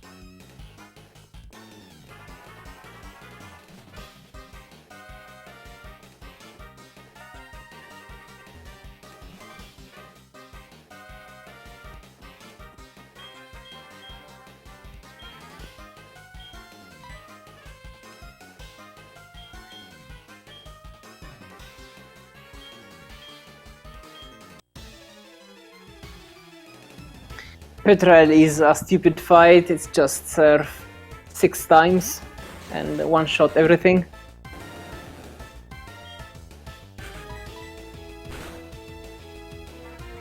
Oh, Tucker used...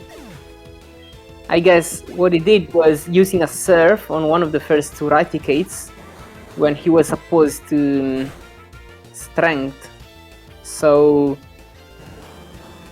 I guess he will probably have to strength one of this coughing here.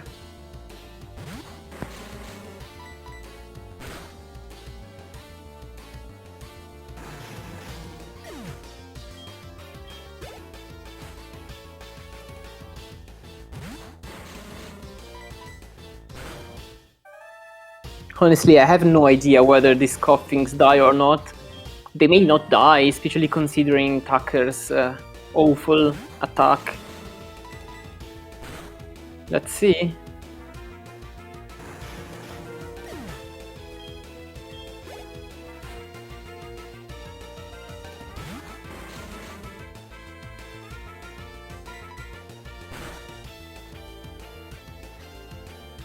No, okay, they die. Easy.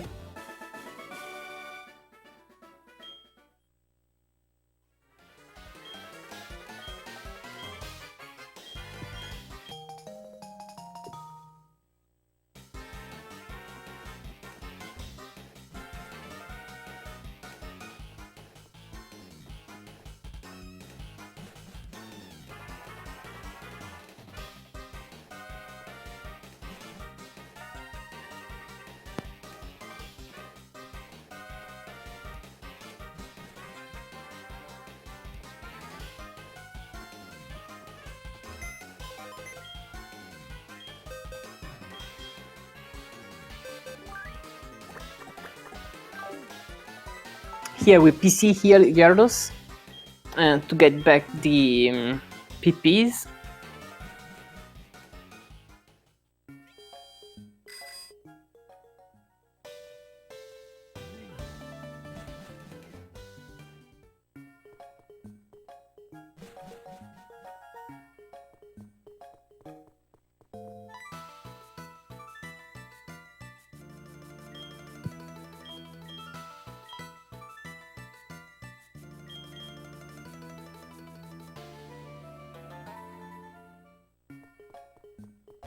Lime instead is perfectly fine with surfs. He has just enough.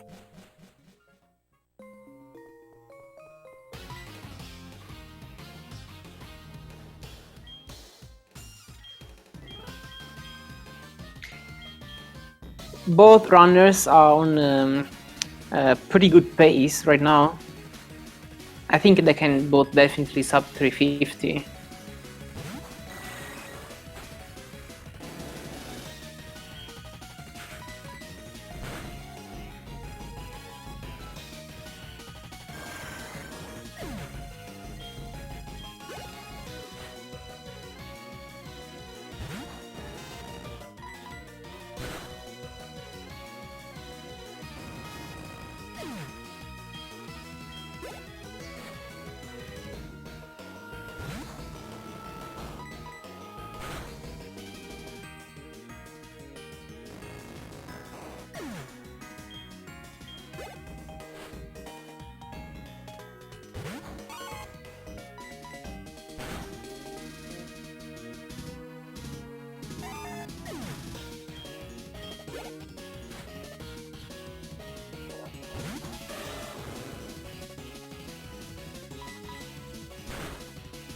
Tucker doesn't go for the tackle plus strength Feraligatr, which would be optimal with a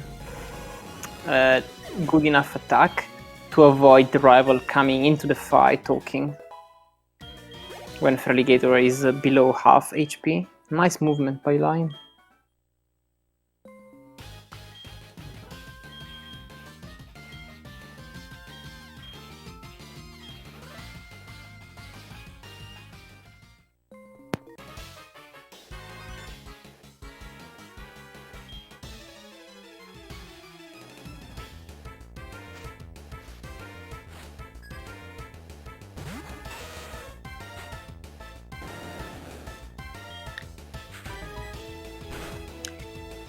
I think this the Rattata upcoming for Tucker here is also range.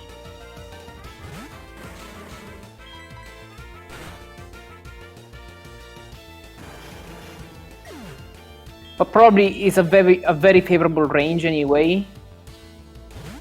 Let's see what he chooses to do.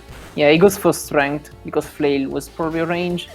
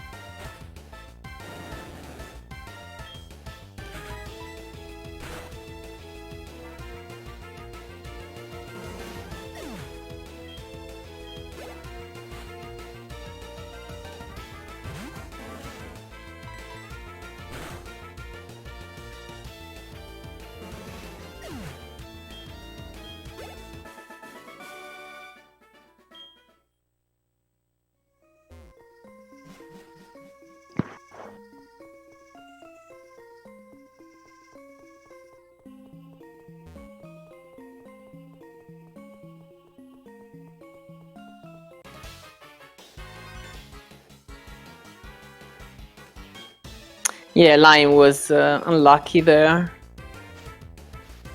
Missing the range. It didn't seem even close though.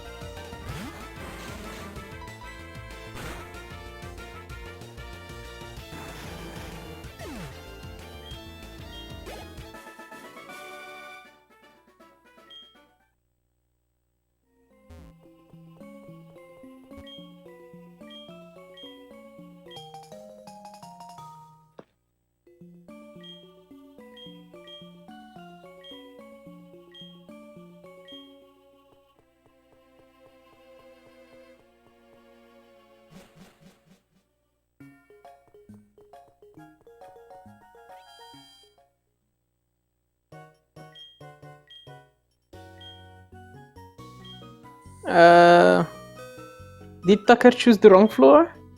Yes. Happens.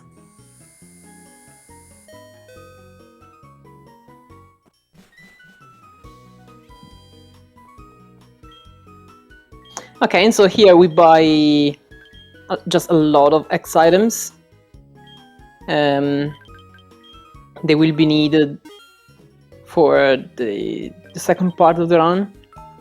Every major fight will require us to use X items. And this is the only instance where we buy them because we have a lot of money, so we throw most of it into X items.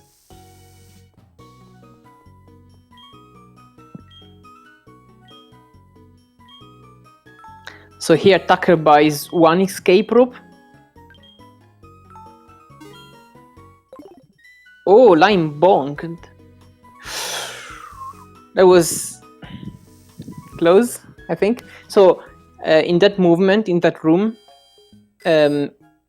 you cannot lose much time, otherwise the walker, the rocket walking around sees you. You can do one or two short bonks though, which is what happened with Lime. Tucker also bonked three times here.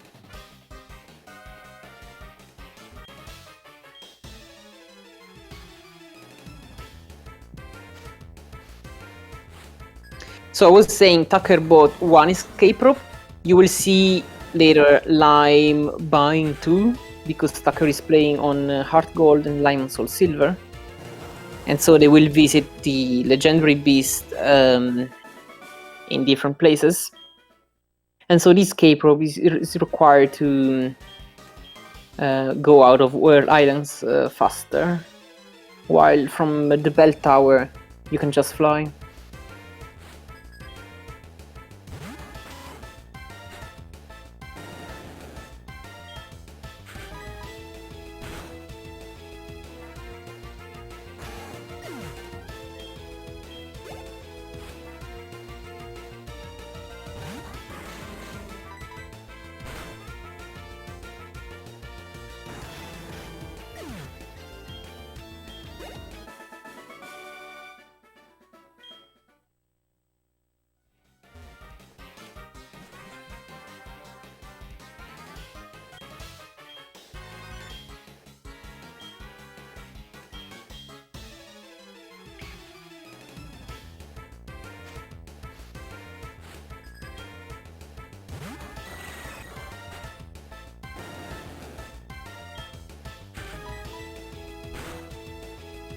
2 escape ropes there.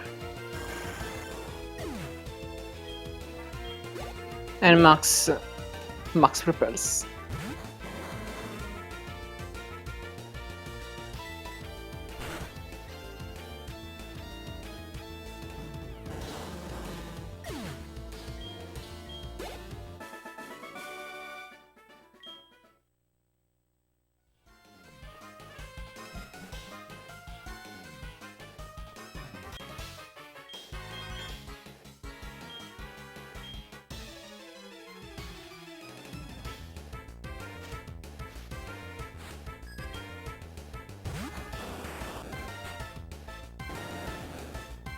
So Ariana's fight is not free, in that Arbok might be a range with a very bad special attack, which is not the case here. But also then the Vile Plume is not one shot with strength, and it has Stun Spore. No, sorry, Sleep Powder, I think. Yeah, should be Sleep Powder. Yeah, here we go. So that's a bit unlucky when this happens. You just hear it off and lose those 10 seconds.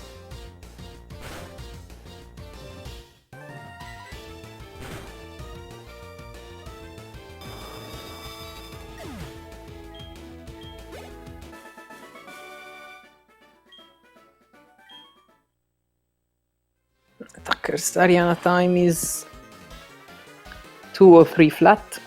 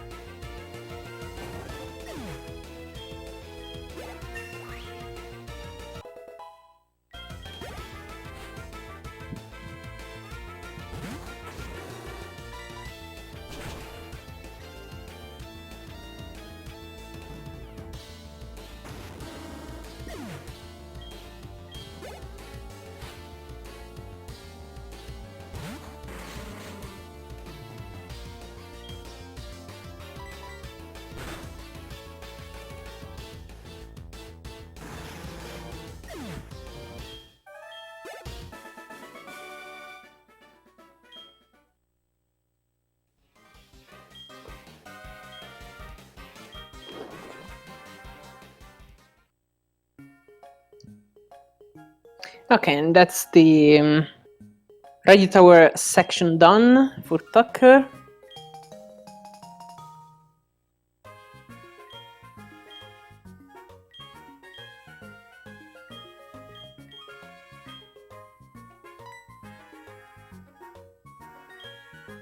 So Lime doesn't get Sleep Powder, and his Ariana time is 2:05:07. So Lime is 2 minutes and 7 seconds behind Tucker right now.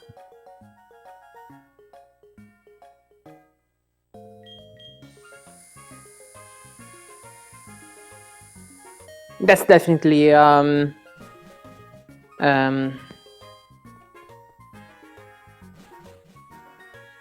delta, which is like he can definitely make up time later on. This section is very is not very variable if you have good execution, but later on there are places where you can definitely gain or lose 1 or 2 minutes or even more, especially in Canton. Okay, so now Tucker goes to Cherry Grove City to grab the Mystic Quarter, which he skipped before Radio Tower because he had good enough special attack. Lime will do the same in a couple of minutes. So as you can see, Tucker uses the max repel here.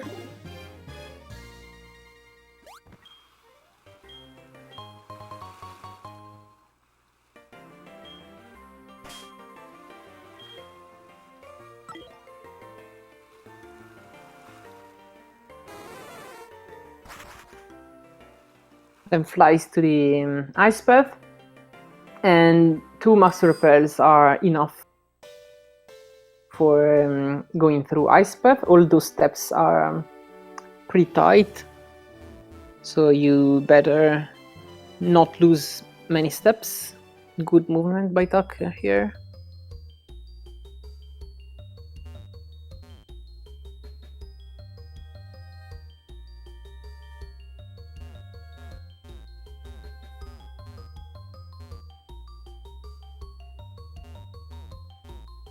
He doesn't pick up the max potion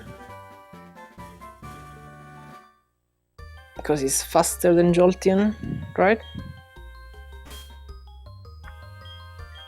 So here's the max repel wearing off. Gives the Mystic Water, and probably, yes, he teaches the HMs now.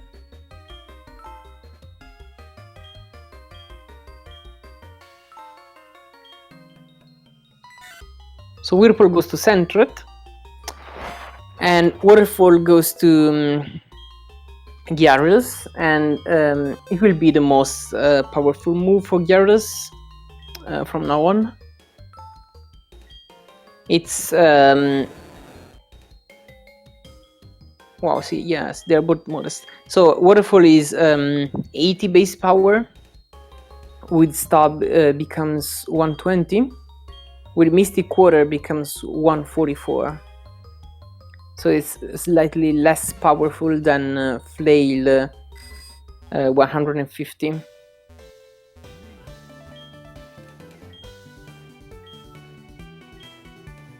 But of course, to get Flail 150, you need to be a very, very low health. Tucker doesn't fall down.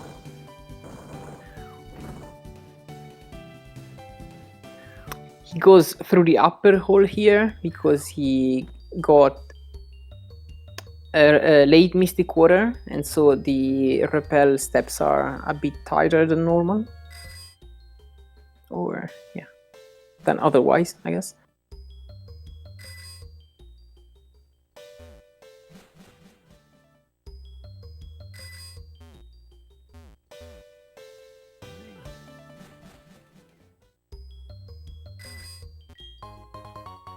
He gets the second protein.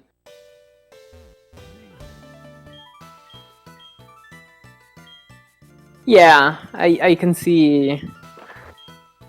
I can see why.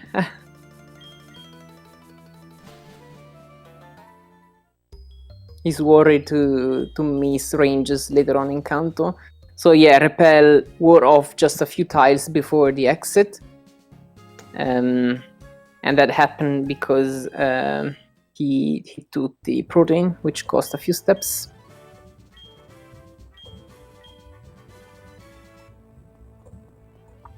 So now Claire's gym. The fights are easy, but there are... Ooh! There are 3 spinners.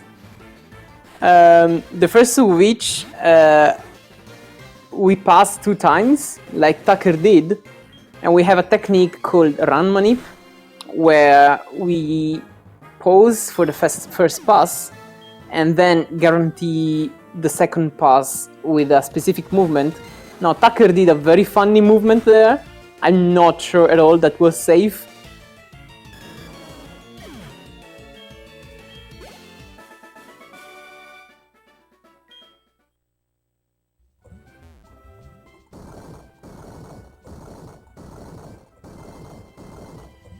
Now that's the second spinner here.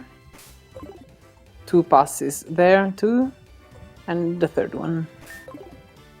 Okay, Tucker is past all spinners in the gym.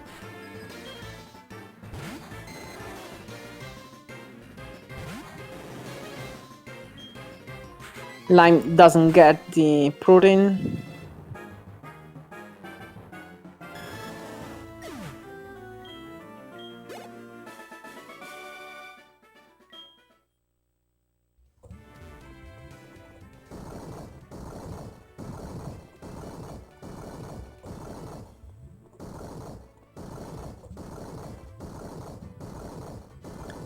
And now the Claire fight, which is actually pretty easy.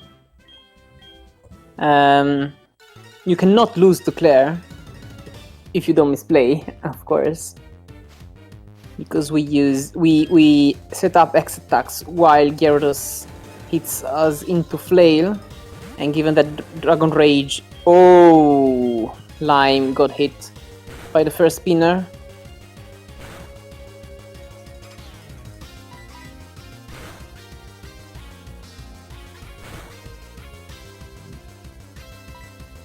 He didn't go back after the first quick spin.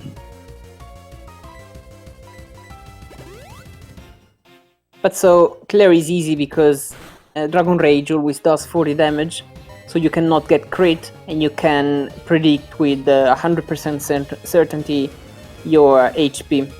So you can just set up enough X attacks or use enough Autumn Berries or waste enough turns to get the flail power you want.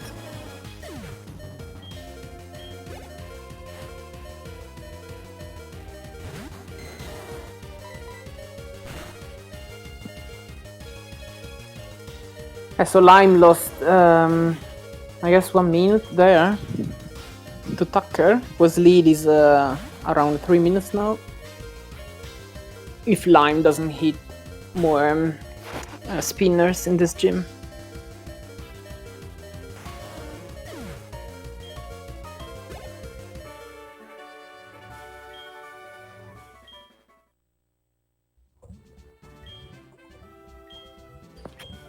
I reckon Tucker's time is pretty good now.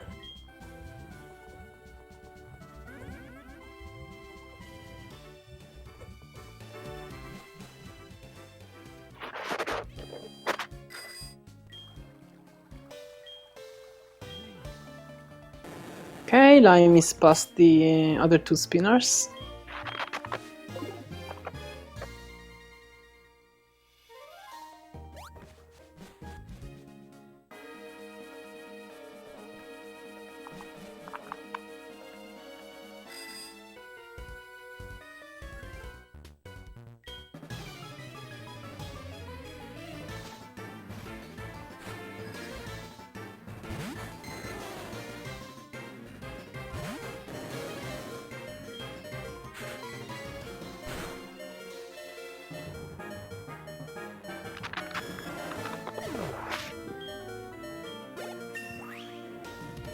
I don't do predictions, Slayer.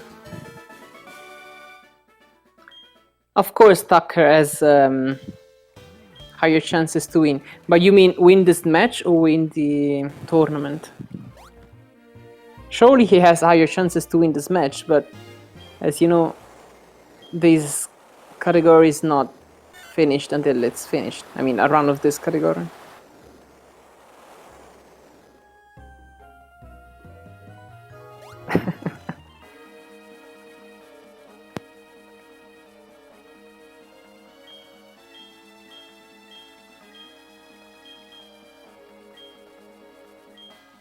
So in this quits, actually after the quits from these old men, there's another difference between Heart Gold and Soul Silver, which I learned only a few days ago.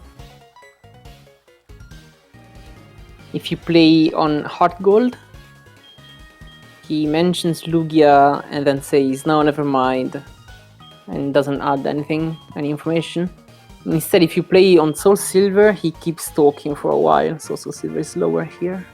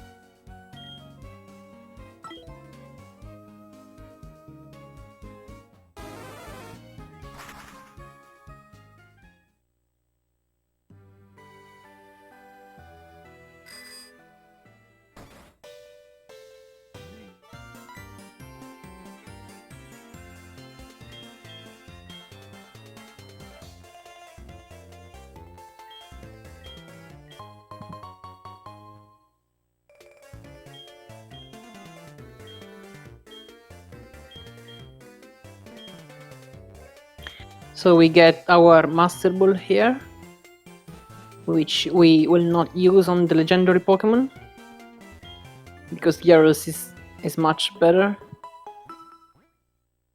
on for the fights, and also we already have all Pokemon for HMs. So I can anticipate that the Master Ball will be used later on Snorlax.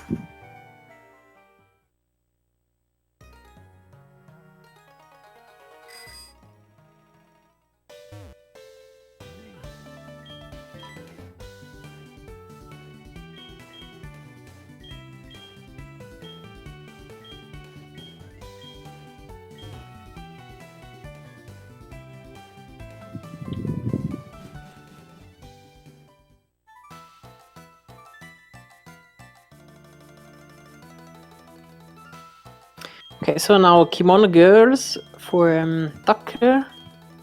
Kimono Girls can be either easy or a huge problem, depending on mainly Gyarados' speed, because there's a Jolteon who has, which has 110 speed here, which falls more or less right in the middle of the possible speed values that Gyarados can have. And so half of the Gyarados will outspeed Jolteon in just one shot, and half of them will have to deal with the possibility of Jolteon using Thunderbolt, and so in that case you have to be at high enough HP going into Jolteon. Now Tucker got a very nice flinch on Umbreon. Umbreon can be dangerous because it has Confuse Ray.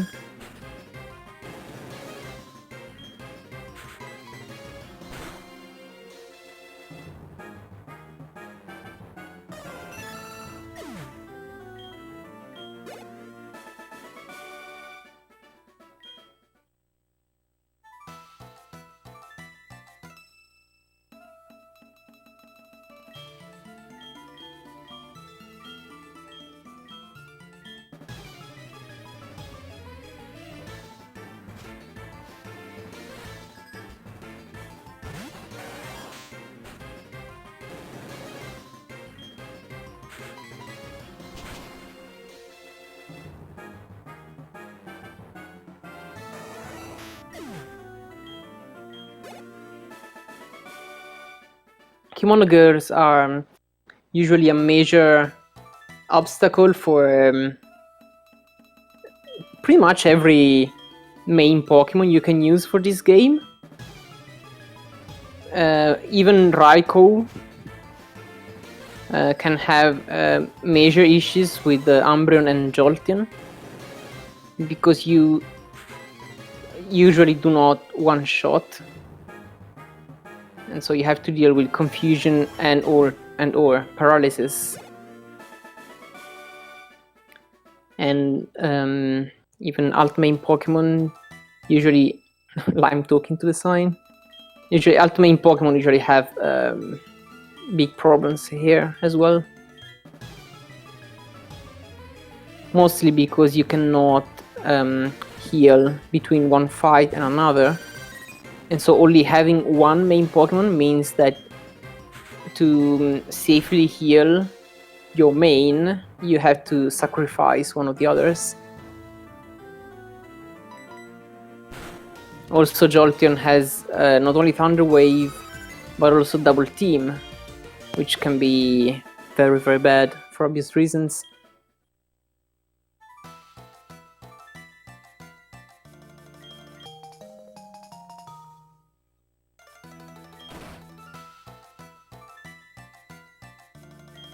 Let's see if Lime gets the flinch too.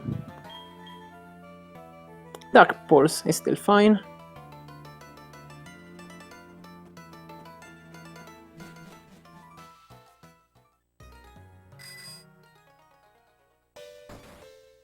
So you see now Tucker going north to Bell Tower.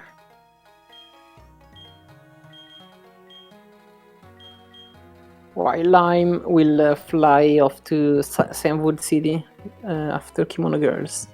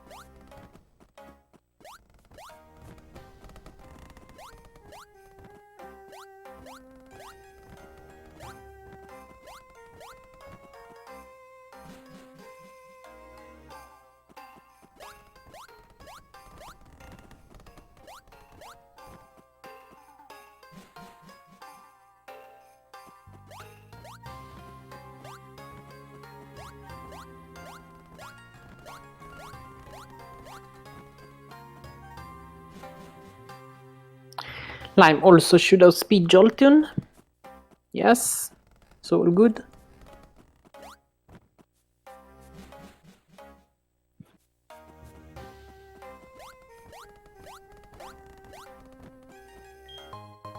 Tucker gets the max revive in Bell Tower, which is one of the reasons why Heart Gold is slightly faster than Soul Silver. There's also max revive in the Whirl Islands, but it usually is it usually costs you the last tiles of the repel, in the sense that you need to, like, you either have to do an additional menu or YOLO a few tiles before the end of the Whirl Islands. And so what you usually do on Soul Silver is to just get the max revive later in a Victory Road, which is a few more tiles away.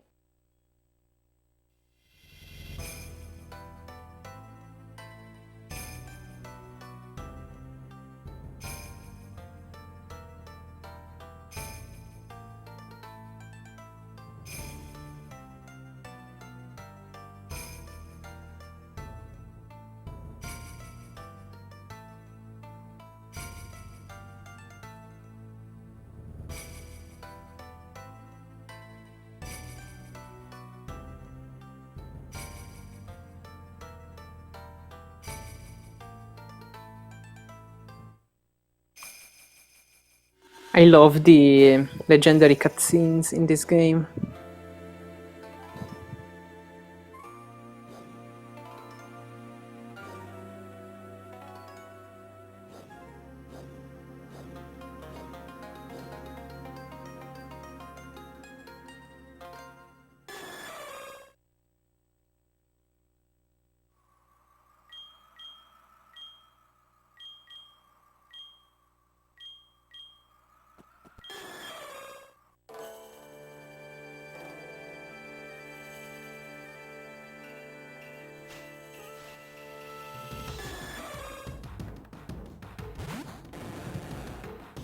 Also, running from Ho is much more likely than running from Lugia.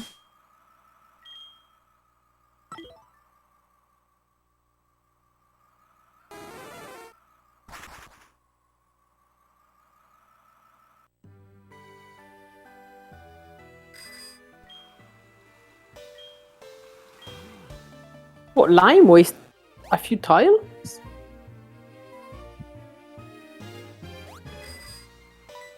Because his repel didn't last until the end? I wonder where. Maybe before the dance theater, he wasted 4 tiles? Still not as much as still not as many tiles as the repel were off. Swag Waterfall by Tucker here.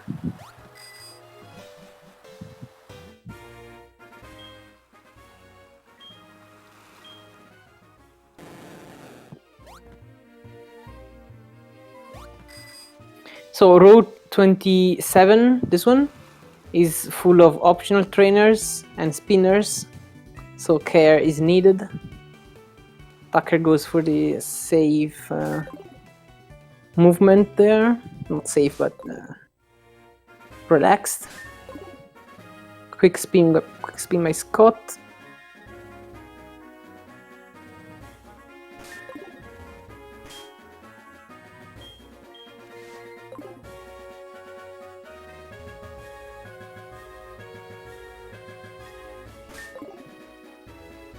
Okay. He's passed.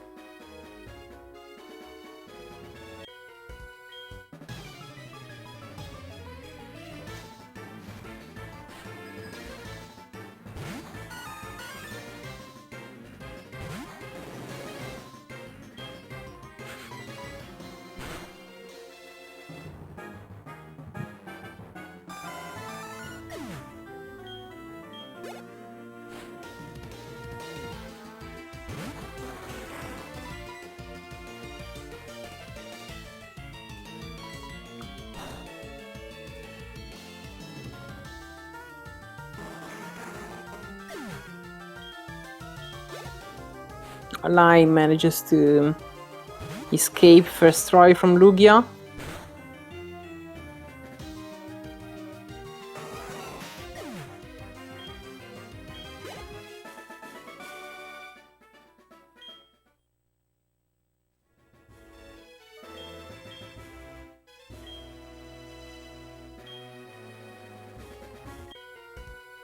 Now this movement that Tucker did looks easy, but is not.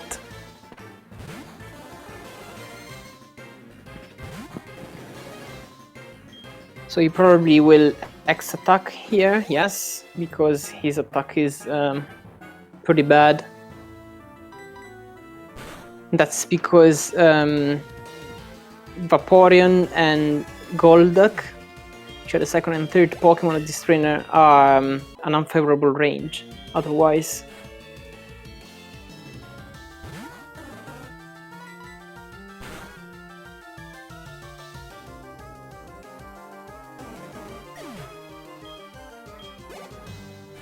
Swag also by line.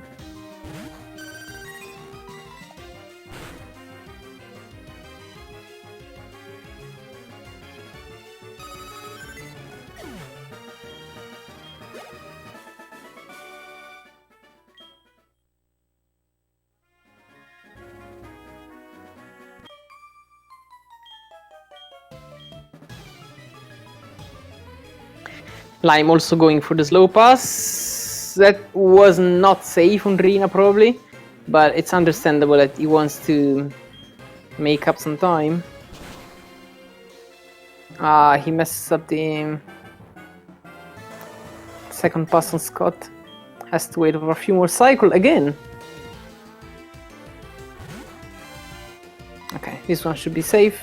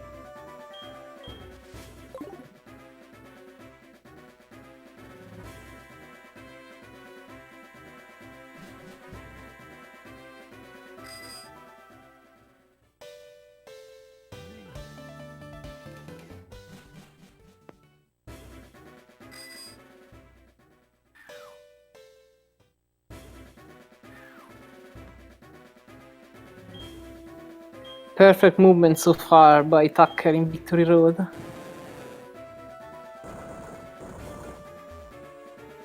Yeah, should not talk too early. He bonked right after. It's very easy to bonk actually in Victory Road.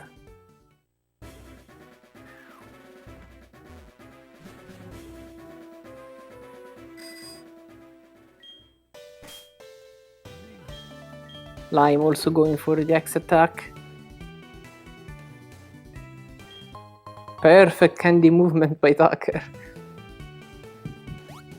That is the hardest movement of Victory Road.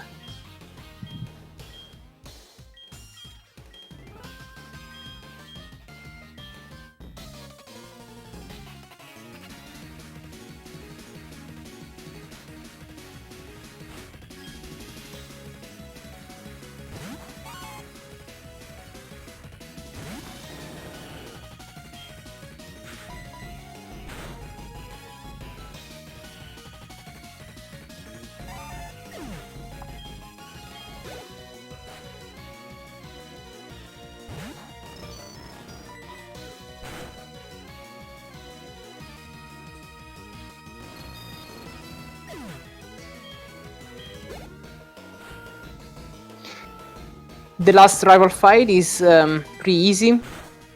You just spam surf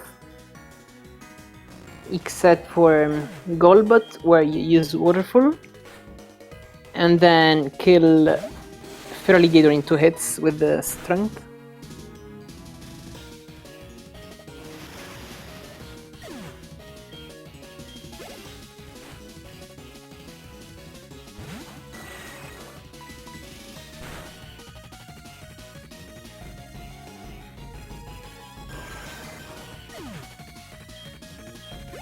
Actually, Tucker went for Surf on Golbat because his special attack is good enough, apparently.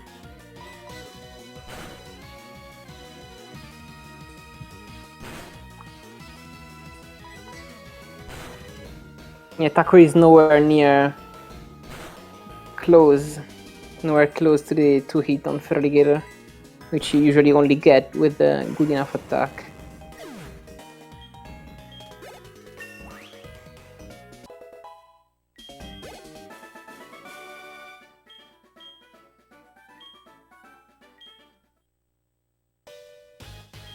Yeah, Lime picking up the Max Revive in Victory Road.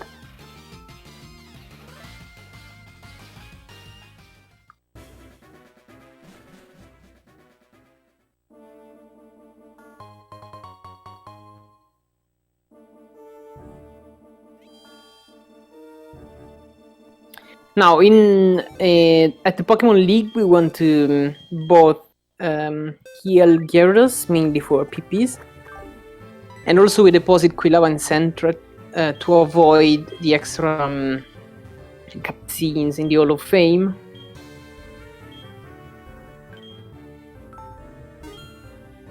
Here we just buy a bunch of full restores, and if all goes well, this will be the last shopping we do.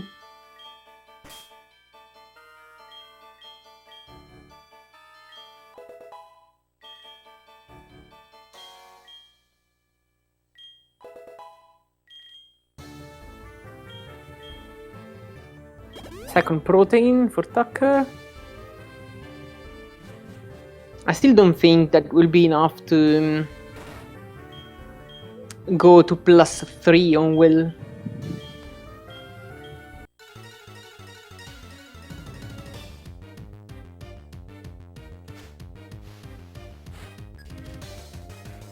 Let's see. Meanwhile, Lime is doing Rival 5.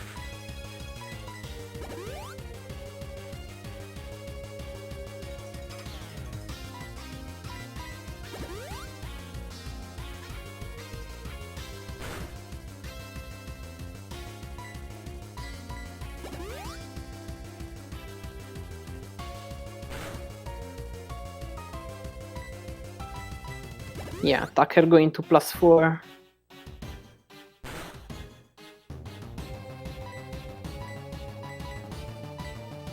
And then full heal. So now, the reason why he doesn't full restore is that, especially at the end of the Elite Four with Lance, we want to set up X items until we get a good flail power. So to not waste time there, we hope to be somewhat close to low HP from possibly from earlier. Now the problem with this HP is that well, okay, that's not a problem. Tucker will probably not go for the no X attack Bruno.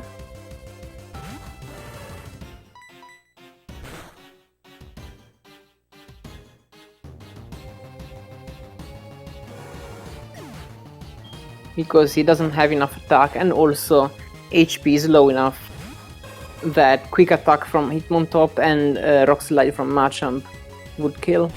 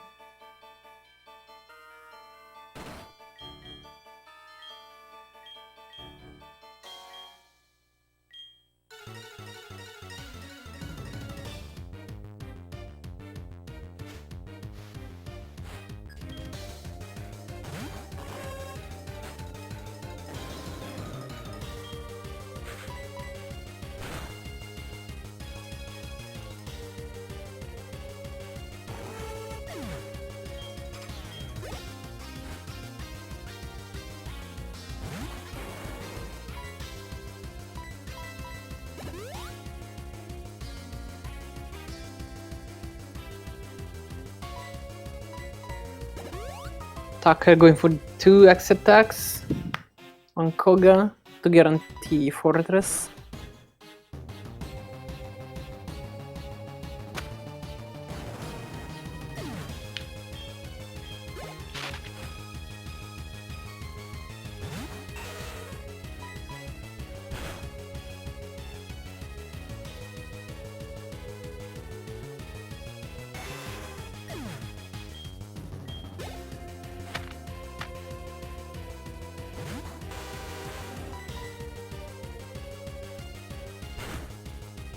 Okay, Tucker hits the waterfall on Crobot.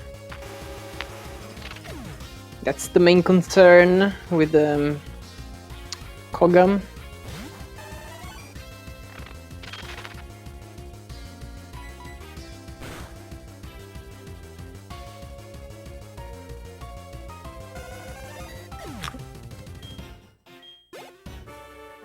Lime is also at +4, I think. He has very low health, though.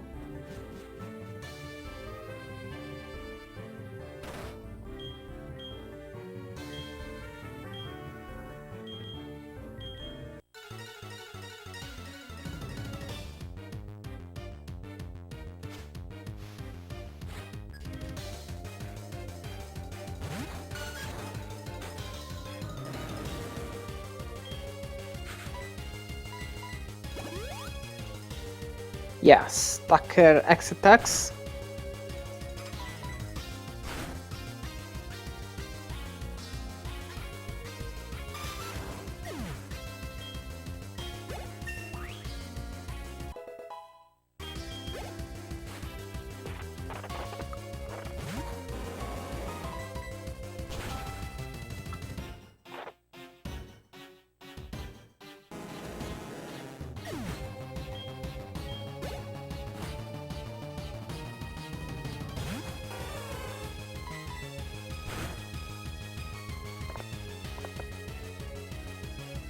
Tucker goes for Flail instead of Strength to save the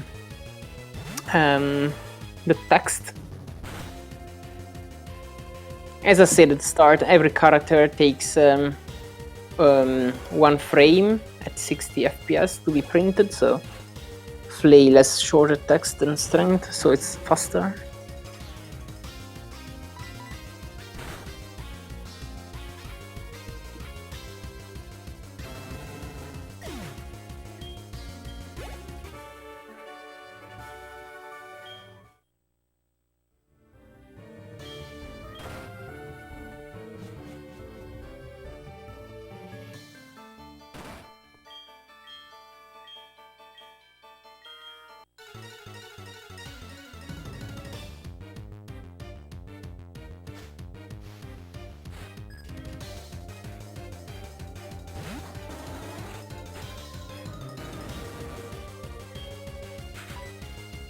Now this Umbran can be a problem if it double teams.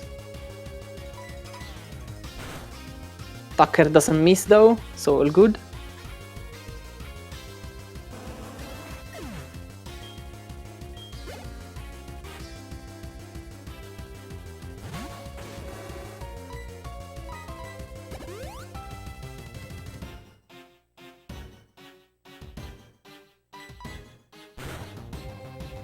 Lime also doesn't miss Waterfall on Crobot.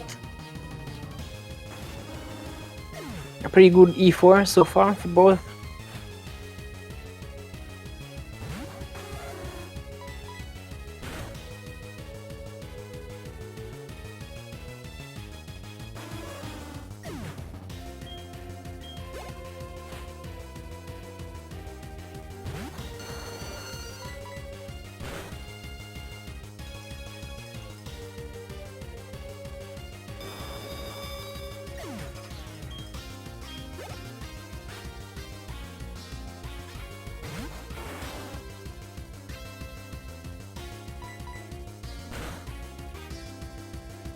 Lime is almost exactly 2 fights behind, so that's 3 to 4 minutes, I think. We'll take the time after lens. So Lime also X attacks on Hitmontop for the same reason as Tucker. Got double quick attack though, so now he's in. Is that Flail 100? Let's see. Yes, it's Flail 100. No, now it's no longer Flail 100 because he leveled up out of it.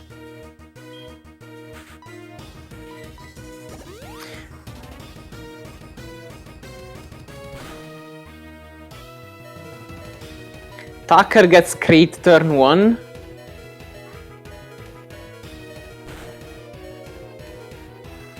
Oh, double crit!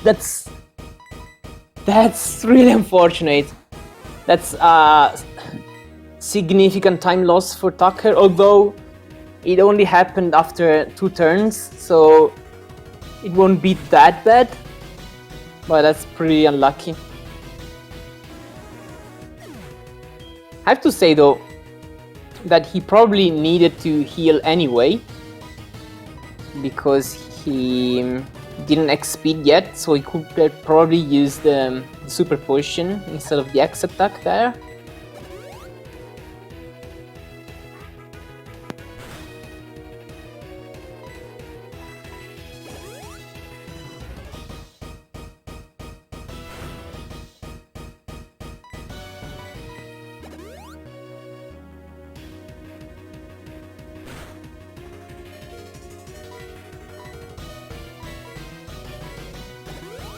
Tucker doesn't want to risk a second crit, so he heals. And he will probably go for another X attack now. Yes.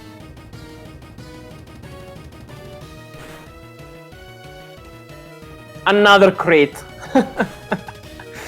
That's fine though, no?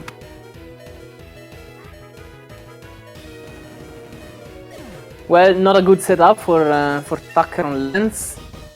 Lime could gain a bit of time here.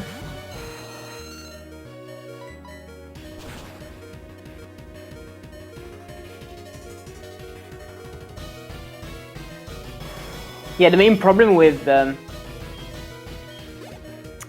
getting crit is that getting crit, like dying twice to criticals, is that you have to redo the Elite Four entirely. So you lose around 12 to 13 minutes, I think.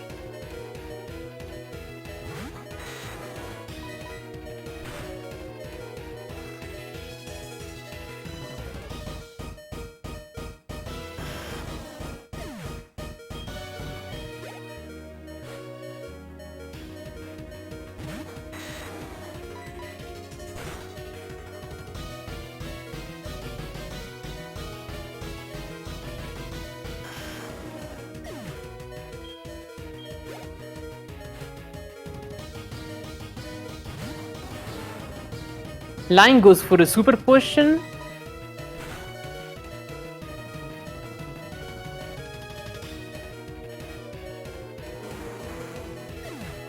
I reckon it will be enough for 1x speed and 3x attacks to go with Flail 150 for Lime. Let's see.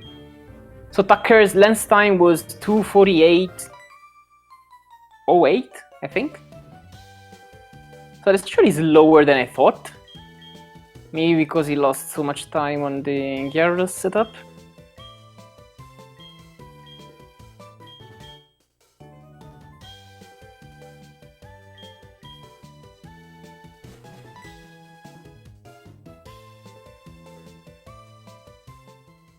Okay, Lime going for the last X attack.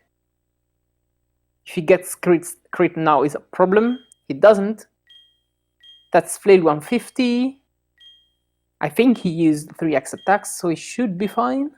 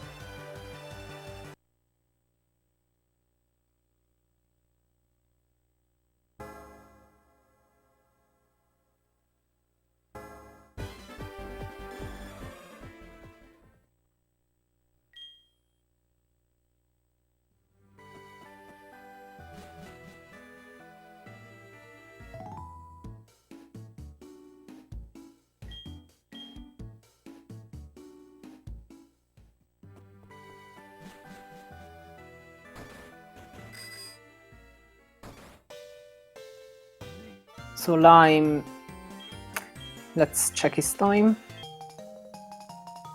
Tucker's time was 2:48:08. So Lime is 2 minutes and 22 seconds behind. Definitely a recoverable margin. So the Kanto segment of the game takes about 1 hour and usually a few minutes. If you're very, very good, you can do a sub 1 hour Kanto. So both runners are on pace for 250 or even sub 250, especially Tucker.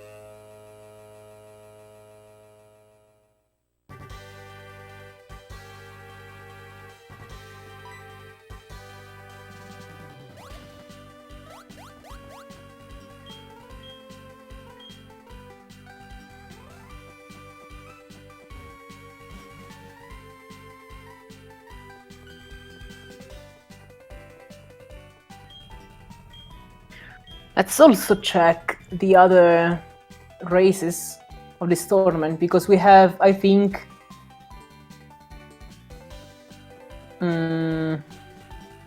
surely another race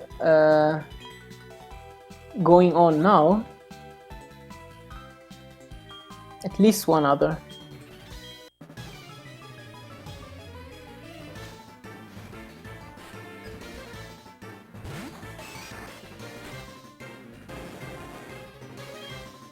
Now the SSN segment is pretty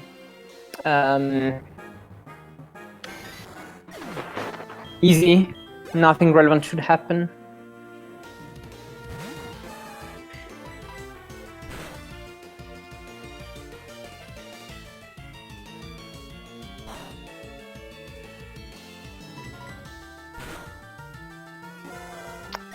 Okay, guys in the lead. Yeah, let me see.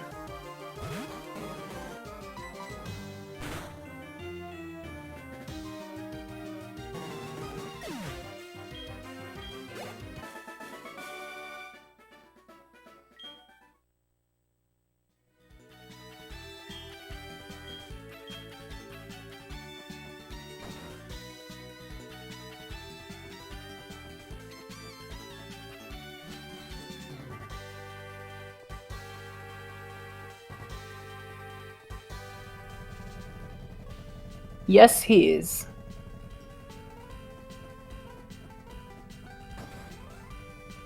Not a super huge lead though on main donator. He's at least a couple of minutes ahead, I think.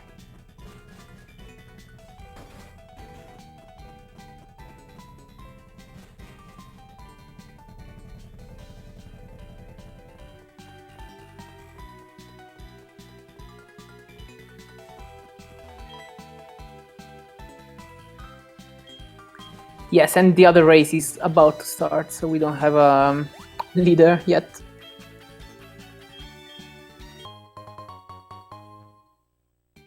Okay, and now the Kanto segment starts. So for good runners like Tucker and Lime,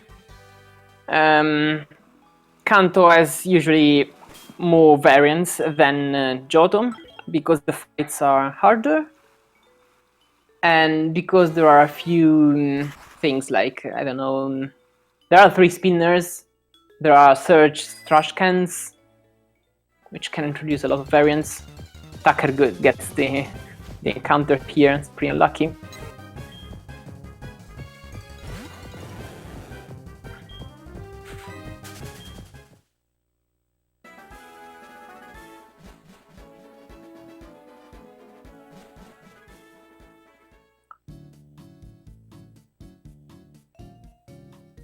Now the first two spinners are in Sabrina's gym, which is the first gym we go into. This one.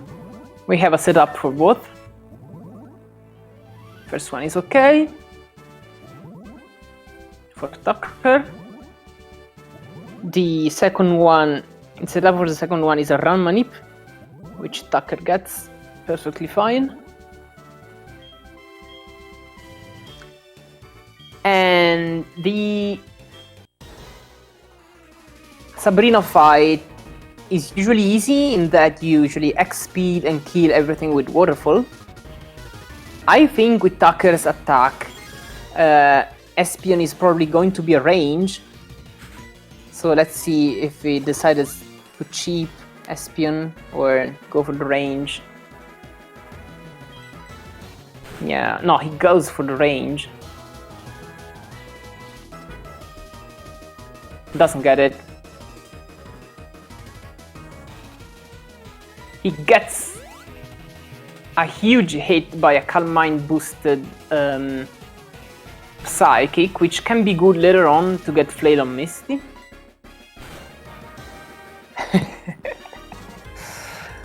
Tucker.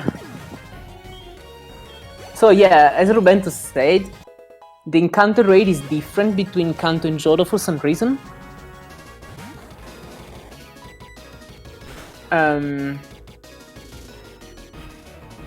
I think in Kanto, actually it depends on the specific route you consider, but here in Kanto is 2/3 in this route, 2/3 than the usual encounter rate in Johto.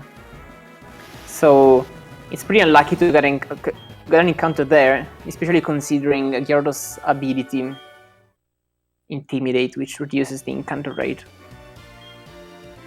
Lime didn't get the first pose correctly.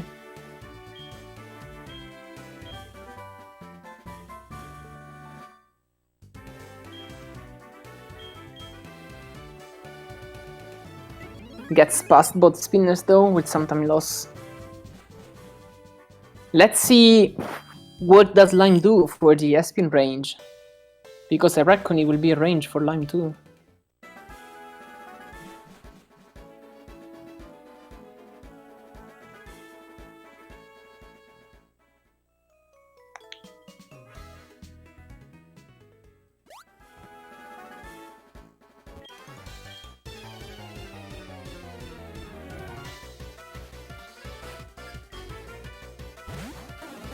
Yeah, X speed, X attack. So Lime doesn't go for the range. So he will save a bit of time in the split on Tucker.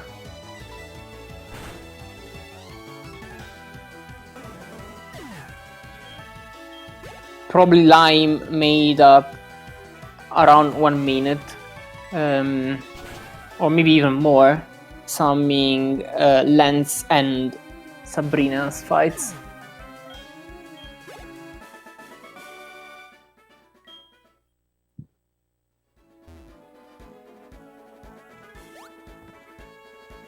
So Misty is the second gym leader we fight in Kanto. The order is the order of gym leaders in Kanto is mostly at this like we can choose it. I didn't see what did Tucker do here. What item he used, but anyway, we choose to fight Misty second. That means we also do the machine part quest now, right after Sabrina.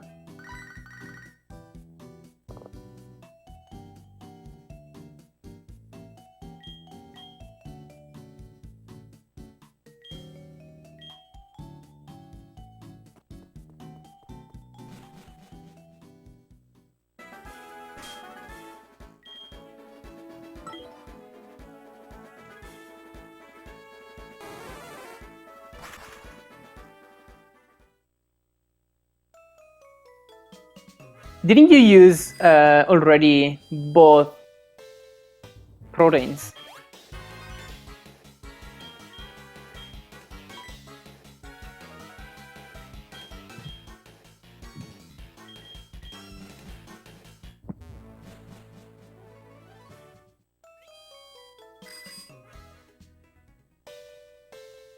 Oh, okay. Yeah, I didn't see you pick it up. So 3 proteins.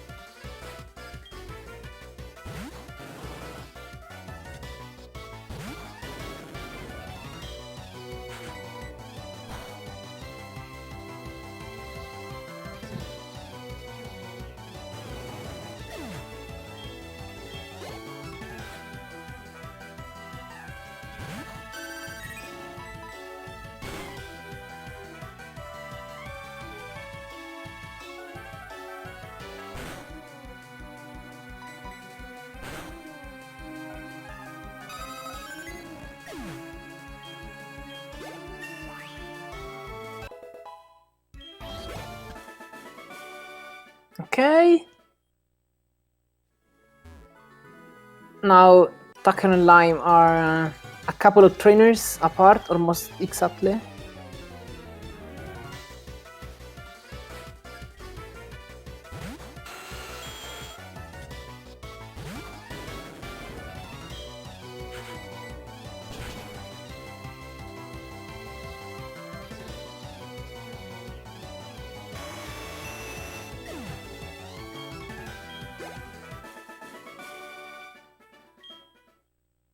These Pokemon are usually all easy because you can choose, like if you have very bad attack, you can choose Surf. If you have very bad special attack, you can choose Waterfall.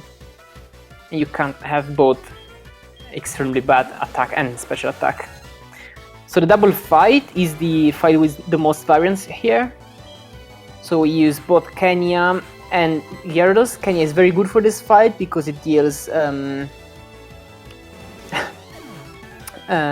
double, like 4 times damage against Paras and Parasect here. So much that it's enough to one-shot the Paras. Doesn't get Effect Spore, which inflicts a random status to whoever makes contact with you. Oh, there's a chance to give a status. So good fight for Tucker so far. Now he probably will not one-shot the Gloom now. The Blossom. So he'll double target.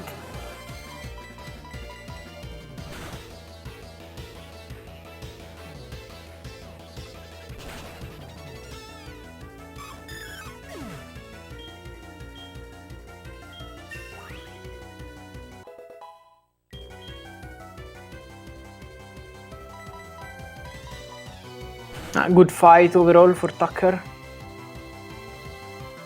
Doesn't have to heal Kenya too. Kenya health matters towards the end of the run, because even though we use at least one PC heal after Misty to get back health and PP for Gyarados, we cannot heal Kenya that way because Kenya holds a mail, and for some reason you cannot deposit a Pokemon with a mail. So you can either remove the mail and PC heal Kenya, or meanwhile Lime gets Effect Spore, or just use a healing item on Kenya.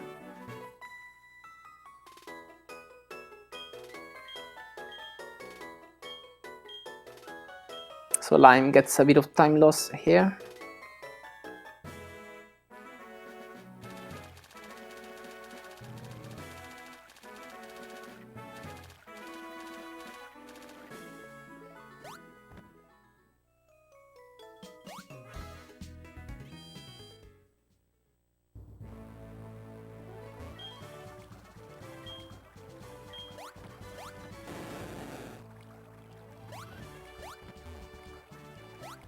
In Misty's Gym, we are able to dodge all trainers if doing the right movement, like Tucker just did.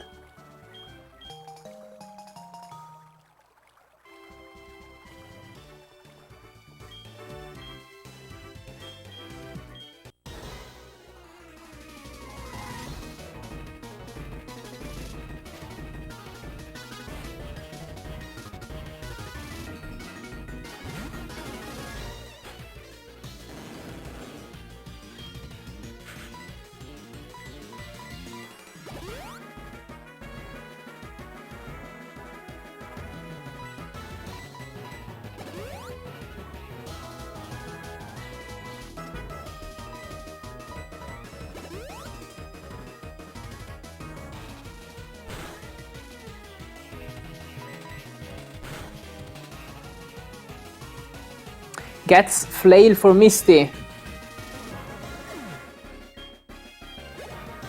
I didn't pay close attention to the setup though.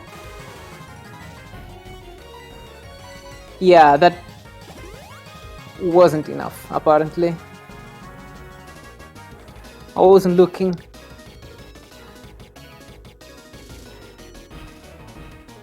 Seemed miss, okay, at least.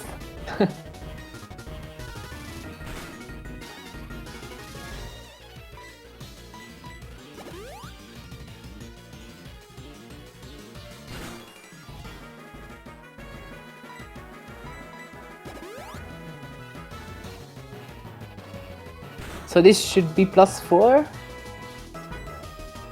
No? No, it is +4. Seeing on last turn. That's pretty unlucky for Tucker. At least he's back into Flail. Okay, so that's another time loss in a major fight for Tucker. The last 3 major fights have been very bad for Tucker. So much that Lime is now starting Misty. He's actually catching up.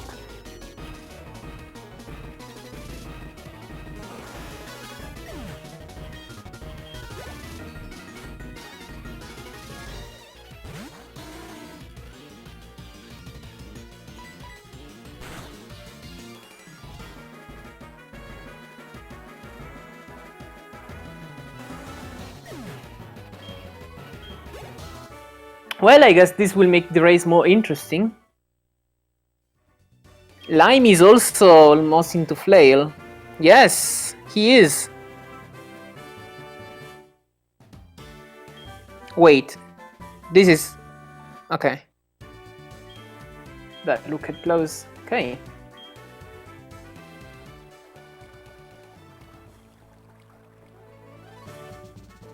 So Tucker exit the gym at 3:11:08.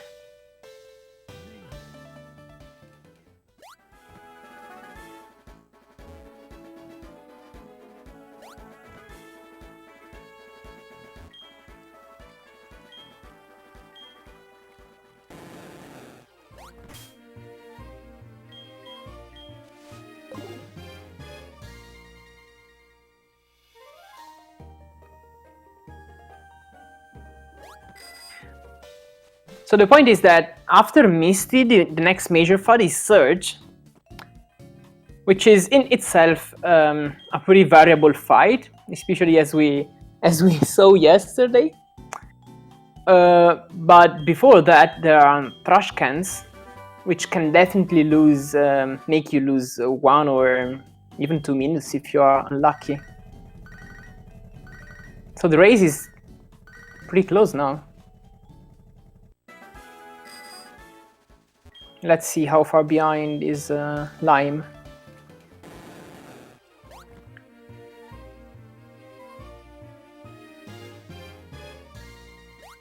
So Lime is 1 minute and 15 seconds behind.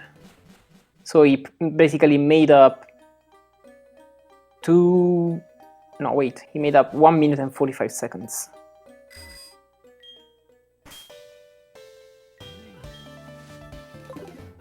Because of Tucker's bad Lance, Sabrina, and Misty. Now Rock Tunnel for Tucker. That's, in my opinion, a very nice part of the run to both do and watch. And it's very rewarding when you do good movement there.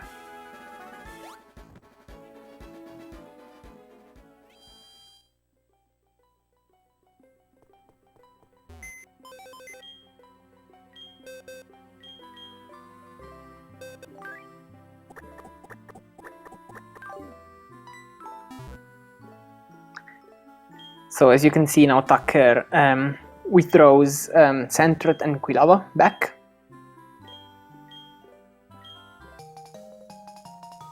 They are needed for later. HMs in particular cut.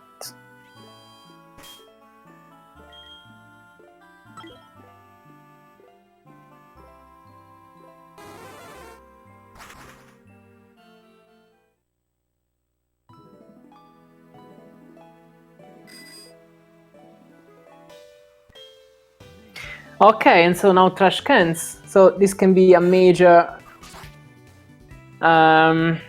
decisive point for this race. Let's see how lucky or unlucky Tucker gets here. That's 1 in 3. Yes! That's actually very, very good trash cans. First try.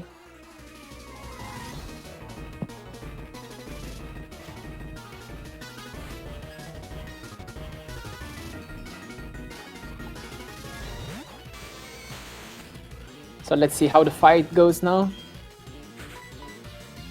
Lime messes up the PC.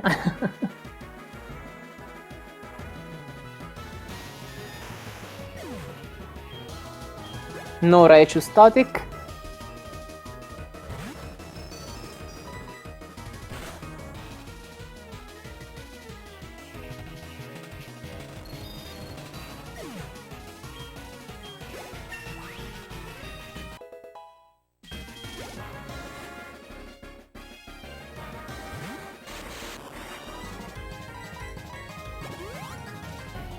We need to X-speed in this fight because we don't outspeed the electrodes even with perfect speed. Tucker doesn't miss Waterfall under a double team,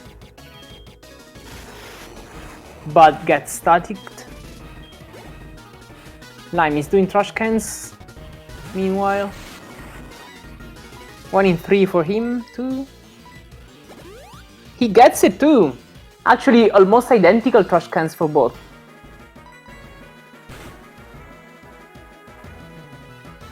Very good for both. So the delta will be probably will not change much.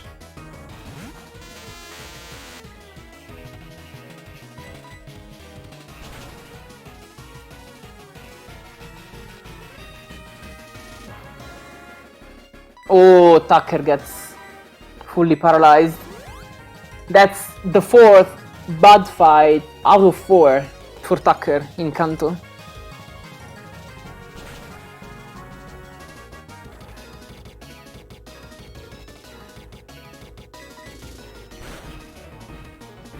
Lime got Raichu static. Not ideal. Misses the waterfall. Oh. Misses the second one. Okay, this can become really bad.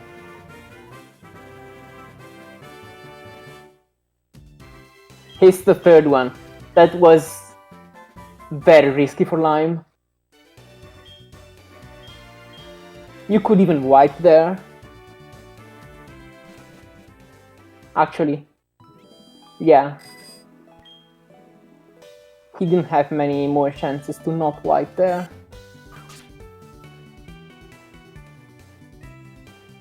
Doesn't get first electrostatic.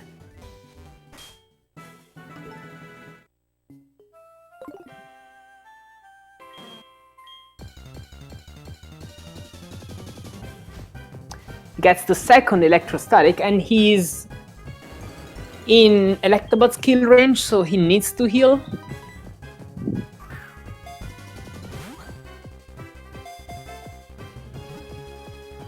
He does.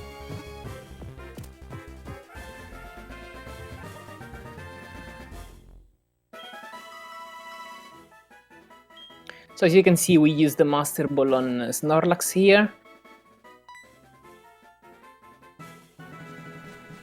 That was a high roll on Lime. It did 136.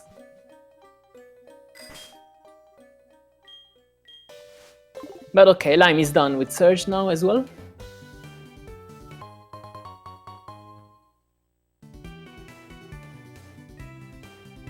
Yeah, the race is decently close now.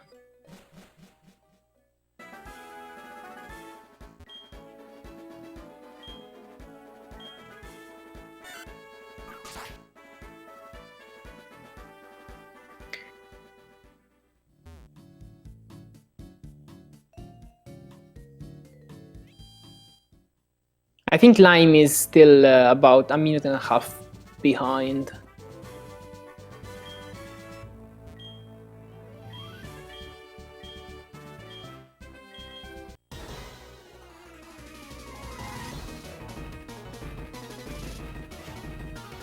Yeah, exactly.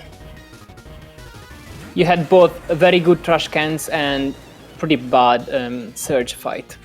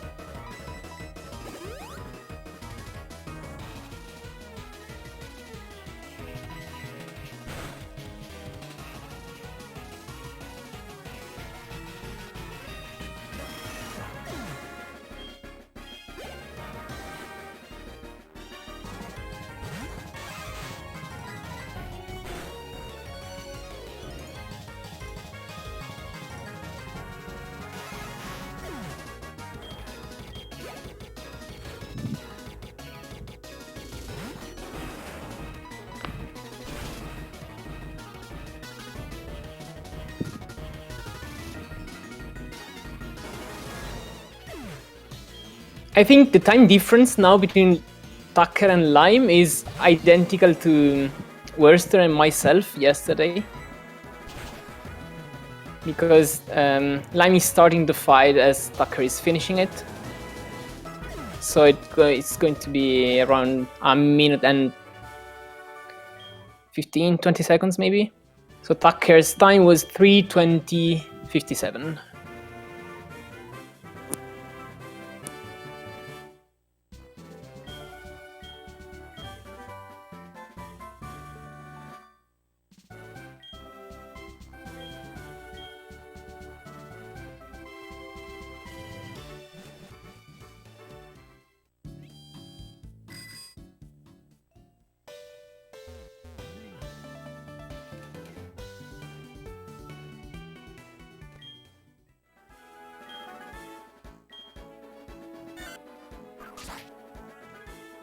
Yeah, I didn't pay attention to what happened with Omastar.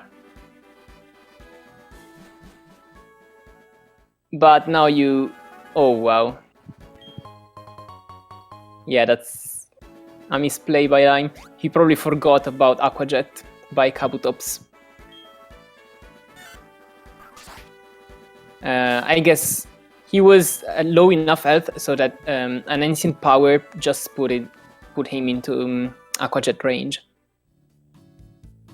He had like 80 HP before the fight, I think.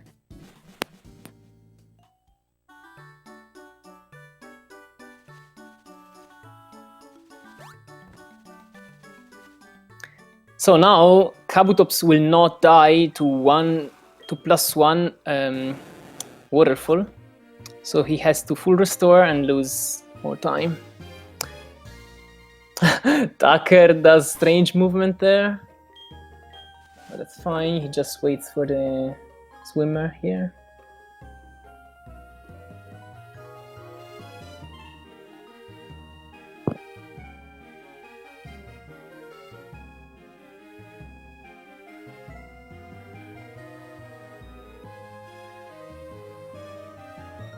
Okay, Lime should be fine now. Very bad Brock fight for him.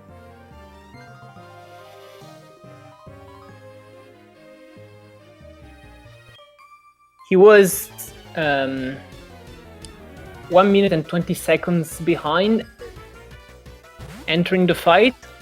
He's now, I think, almost 3 minutes behind.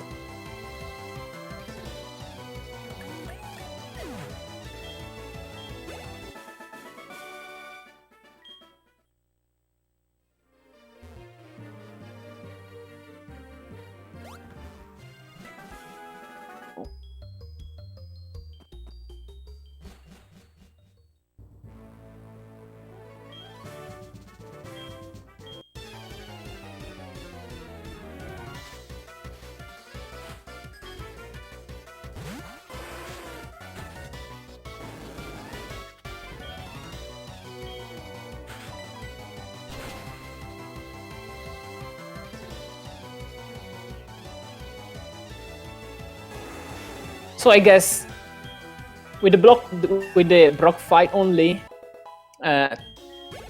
Lime lost all the time he made up with Lance, Sabrina, Misty, and Surge, where he actually didn't make time with the Surge fight. But so he was 3 minutes behind at Lance, then made up time in the first 3 major battles. At Lens and the first 2 major battles of Kanto. Now he's back at 3 minutes behind.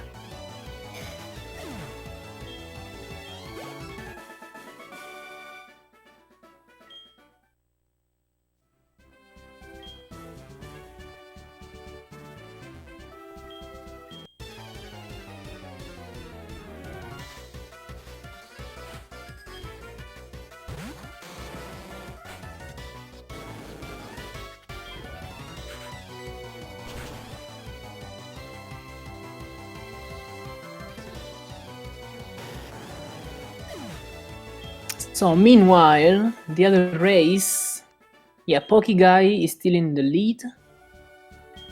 by, I guess, a couple of minutes on main donator.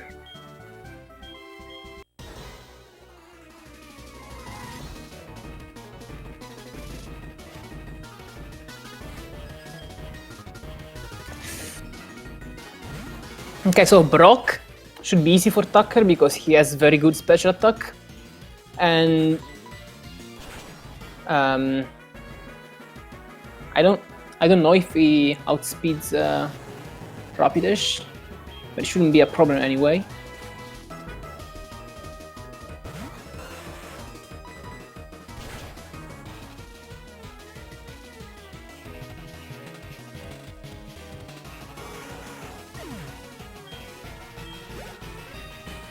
Oh, speed die. Okay.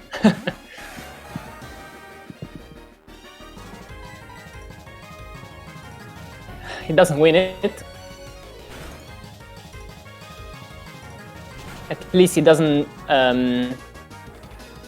lose and then win it with bounce, which would be very bad.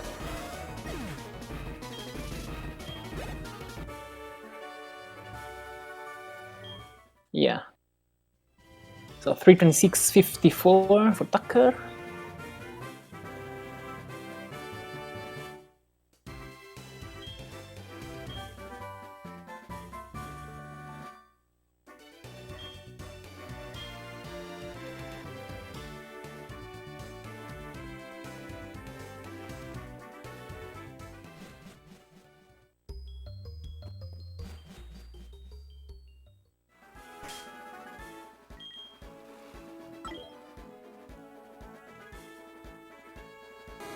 Okay, now Tucker going to Erika. So Erika is a pretty variable fight in that Jumpluff can do a bunch of different things, the worst of which is using Sunny Day, because Erika's Pokemon have Chlorophyll as ability, so they outspeed you under the sun. And also, I think with Tucker's attack, Tangela is going to be a range at +3. I'm pretty sure. Let me check.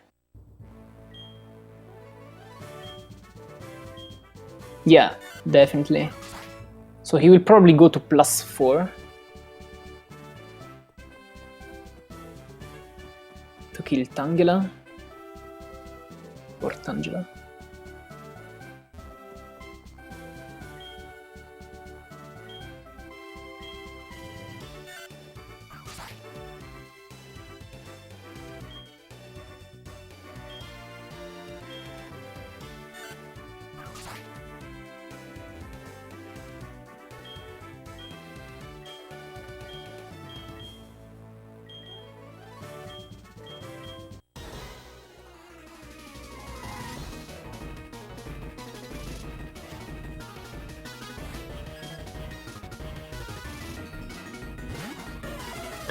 So with Erika, you want to pay close attention to what Jumpluff does.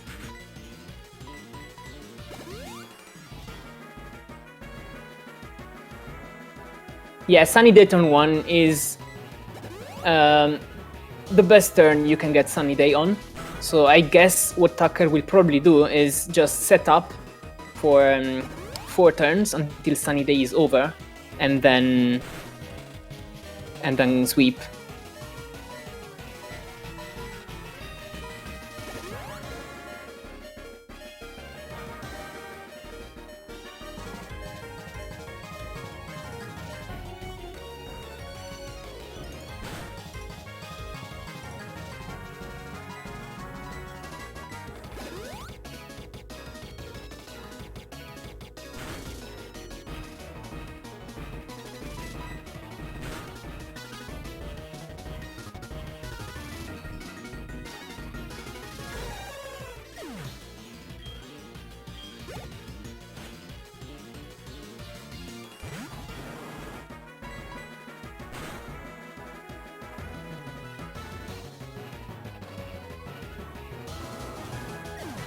Lime flies to the wrong city, meanwhile. Is it faster to fly from Vermilion to Saffron, or to just bike?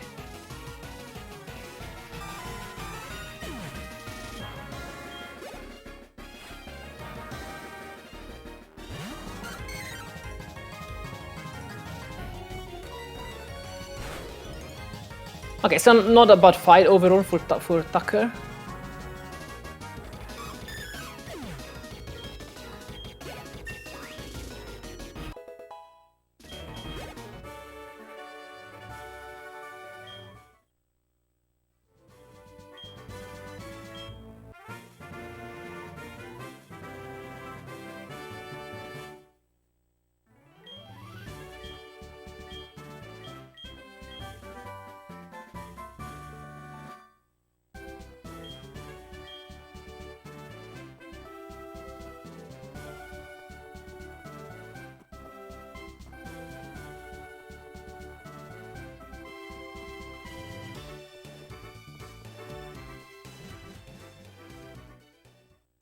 Okay, so now Lime is starting Erika and Tucker is heading to Janin.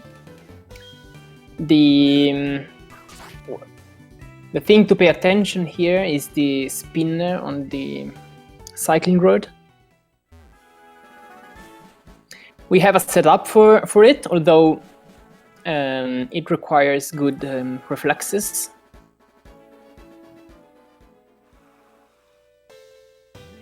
He doesn't get it, so he will probably just... Ooh, good call in not going there, because he would have got it if he chose to go after the first pose. Very, very clutch. Lime, meanwhile, is flailing 100 Erika. Oh, he actually has to full restore because it's under sunny day apparently. So no flail on 100.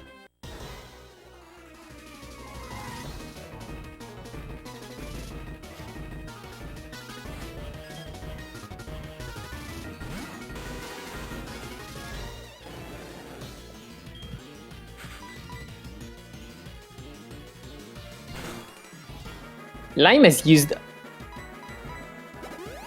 at least 2x attacks on Tangela.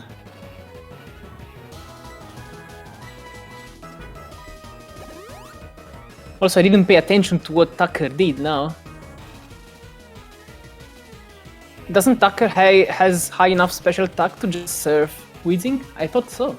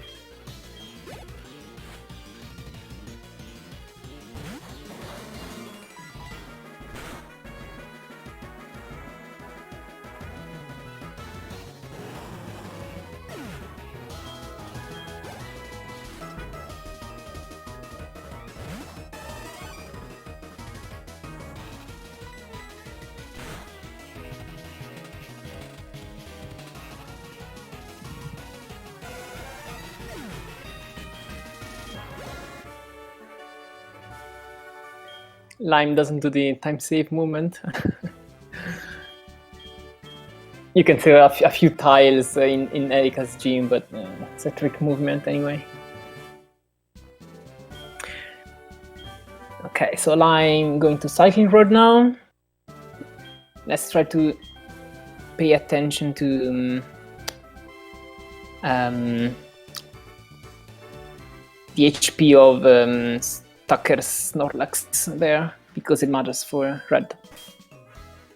His Gyarados, yeah, I didn't see it. Let me see.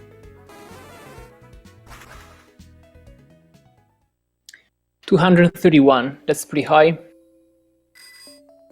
So it's going to be 77 recoil. He also has pretty high HP Gyarados, I think. Lime is past cycling road.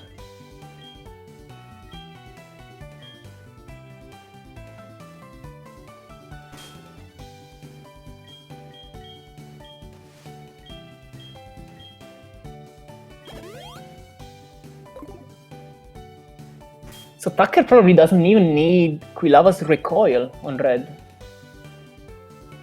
Can just go with Gyarados, Kenya, and Snorlax, I think. Yeah, I didn't see Lime's pass because I was looking at Tucker's Snorlax HP.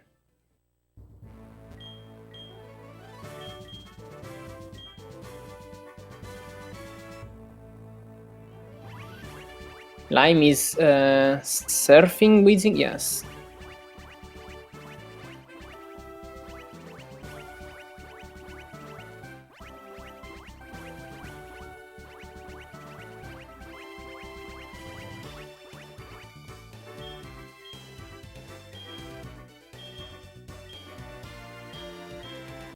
Okay, so now Blue, at the second last fight of the run. Blue can be dangerous, usually because you can get crit or you can get caught in a second Trick Room cycle. In Tucker's case, it's also dangerous because Executor is a range, although a very favorable one because Tucker has used 3 proteins. So what you usually want to see is Hypnosis hit, not miss, like that.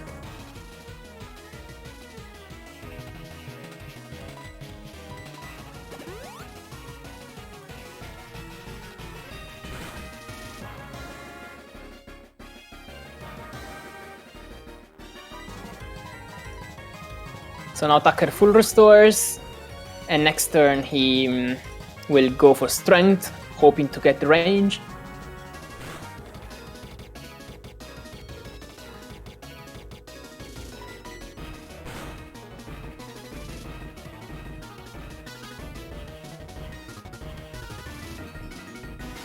Gets Executor, so it's alright.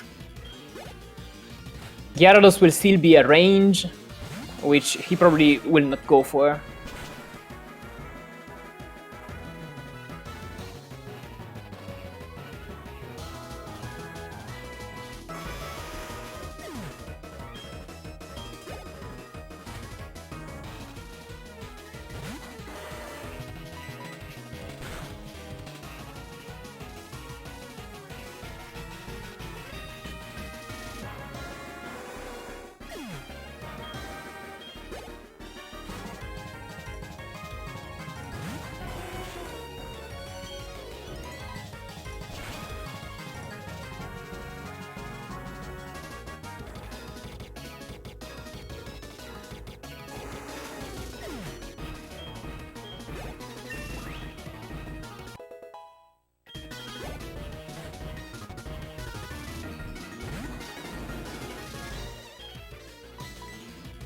Yeah, it doesn't go for the range. So he chips with Flail and then Strength. So overall,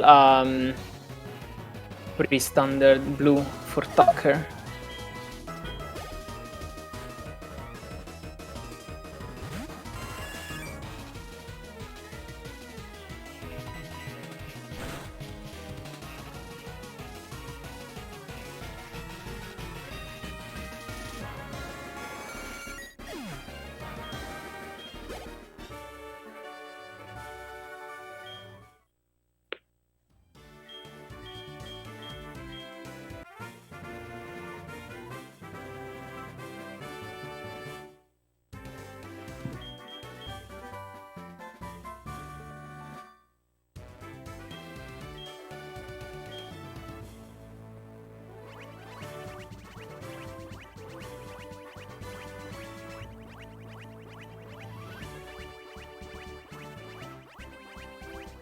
Lime gets put to sleep too, so it's good.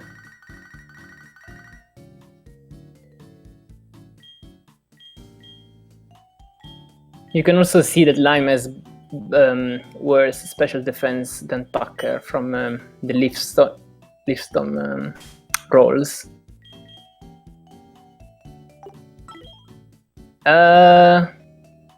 Is this turn 5? I don't think so.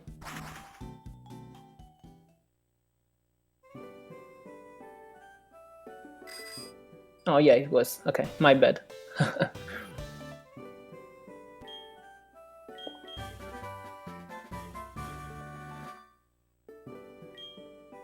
Okay, should be a good blue for Lime too. I'm not expecting him to go for the Gyarados range either.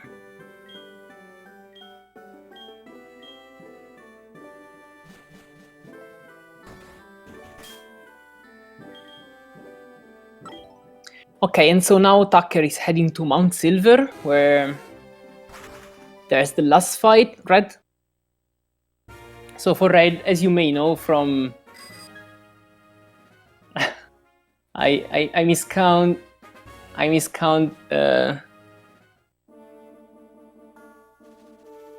Trick Room so often as a player. Anyway, as you may know from all these races, Red leads with Gyarados, with Pikachu, and we cannot beat Pikachu with Gyarados only, so we use Snorlax. Okay, that's a good Snorlax apparently. Actually, that's an elite Snorlax, isn't it?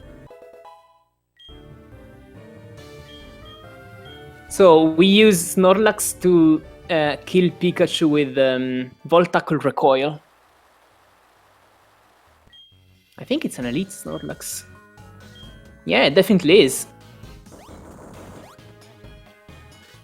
So the strategy that you use on Red to beat Pikachu actually varies depending on Snorlax's defensive stats and HP too.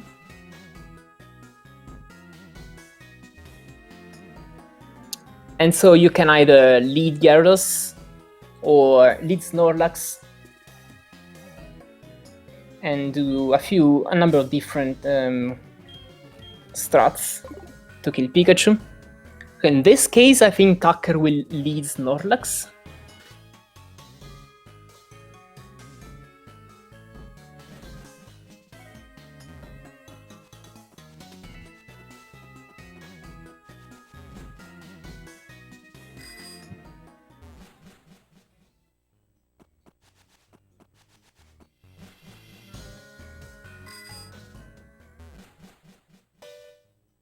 You could, in principle, beat Pikachu with Waterfall after basically you hit him into healing range with Volt Tackle Recoil and then kill it with Waterfall. However, this is both a range, especially with Tucker's attack, and would get you Snorlax from Red. Instead, killing Pikachu with Snorlax gets you Blastoise, which is much safer and probably faster to set up on. Tucker is not yeah. No, I don't know. He is saving, okay. A decision which makes sense in my opinion, because if something goes wrong in the next few minutes, he has plenty of time to reset and try again. He's definitely still on sub 350 pace.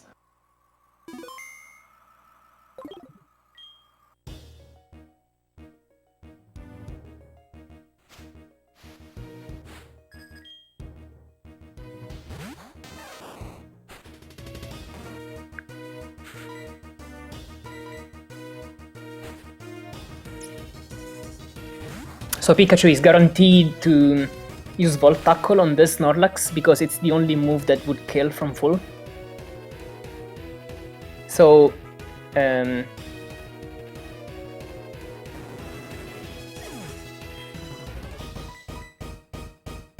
what Tucker does now is probably switch to Kenya. No? Okay. I was expecting him to switch to Kenya now, and then to send out Snorlax again to kill Pikachu. But probably I didn't...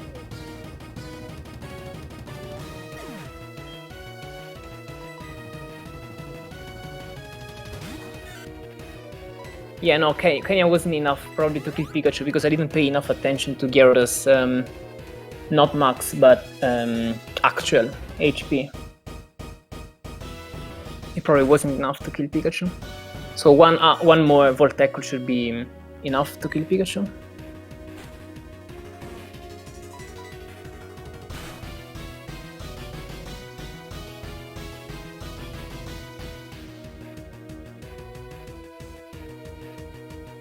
Didn't they? It's 77 from Snorlax, 78 from Gyarados, so it's 155. So yeah, okay, that's not enough. You need 157 as some, right? Yeah. Okay, my bad.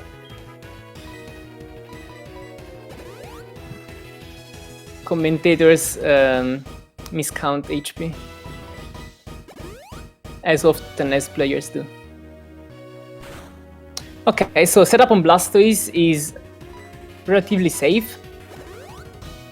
Usually go for a couple of X special defense. And then either +4, +5, or +6 X attacks, depending on your stats. Tucker is probably going for +6 here. That's okay. He's trying to get Flail.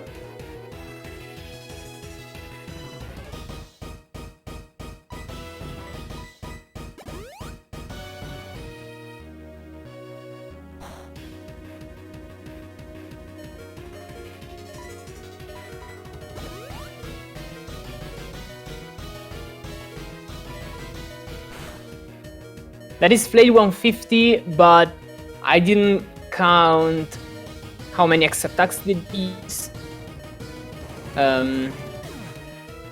Usually +5 is enough. I'm not sure with his attack.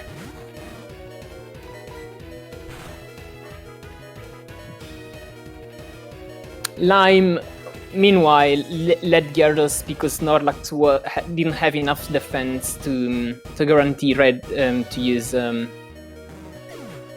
Ball Tackle.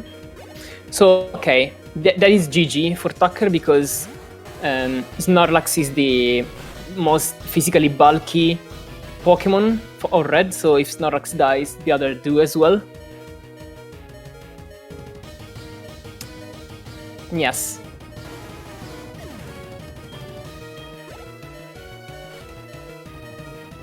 I think that's sub 350 too.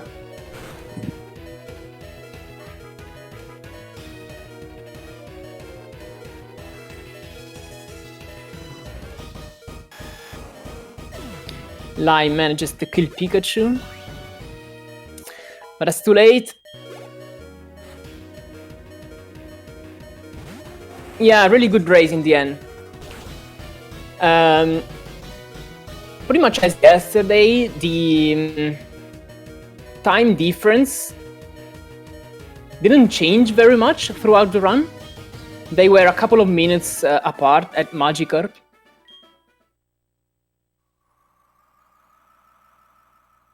Then Lime hit the spinner in Blackthorn City, and Tucker had 3 pretty bad fights. Lance, Sabrina, Misty. So Lime caught up a bit, and then he lost time again on Blue. But yeah, close fight, close race overall.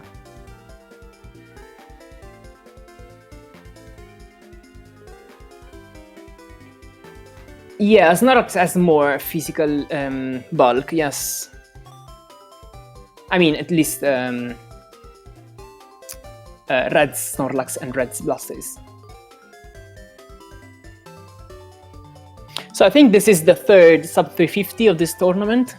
The first one being again by Tucker in the first match. It was an incredible 345. Second by Worcester yesterday.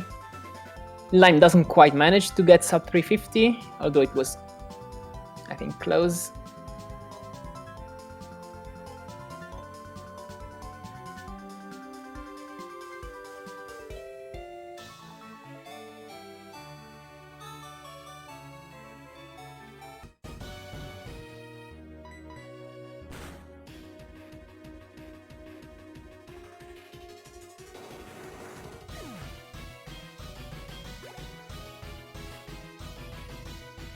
Okay, now Lime sweeps.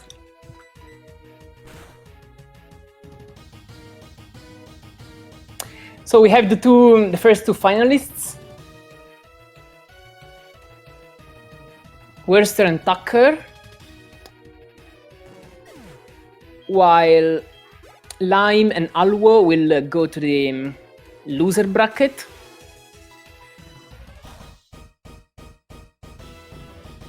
Alw0 will face Rubentus in match 15, and Lime will face Stocky in match 14.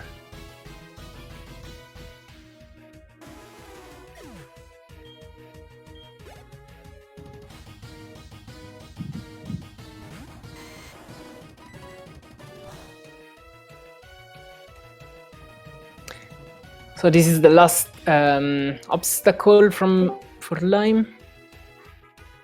He gets to sleep. We have Tucker. Hey guys. Hello. Congrats. Oh. GG. Thank you. Lime gave me a run for my money. That's for sure. Lime is finishing with the Flay 150. Very nice. Did he get it from Blastoise or something else? From Venusaur. From Venusaur, that's... Yeah. So he could have gotten like poisoned? No, he was put to sleep. Oh, Only healed sleep and got put to Flay 150. very nice. Dang, yeah. I mean... We both got modest Magikarps. I got a 2 IV attack Magikarp. Had to do what I had to do. Just this morning, actually, I was practicing with a modest Magikarp, very similar to the one I got this race. With like 10 IV attack, but this time I had 2. It was a pretty clean run overall. You had three bad fights in the middle game. I think I had more than 3. Like, I can count like 6 Kanto gym leaders that went really bad. Well, do you consider that Erika to be really bad? It's like bad, but not like I didn't like misplay. I don't think I misplayed. I might have thought that I did, but I think I was not gonna get there on turns because of the sun. Like I had flail HP, but I had to heal. I'm pretty sure. Erika was a misplay. Well, dang. I was. It's a misplay if you think about like, you know, getting not hoping for the crit, but I wanted to play safe. Okay. Yeah, because like a crit Giga Drain would have killed at 36.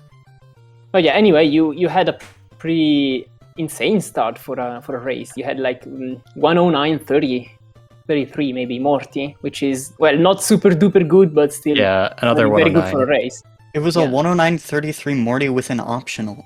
Yeah. With an optional, with the second spinner in... I was so salty because you hit an optional and you were still like a minute and a half ahead of me. And I was like, what the hell? No, it's ridiculous. Like, I'm comparing against the 345 I got, and my Azalea split loses only like 7 seconds despite hitting the optional.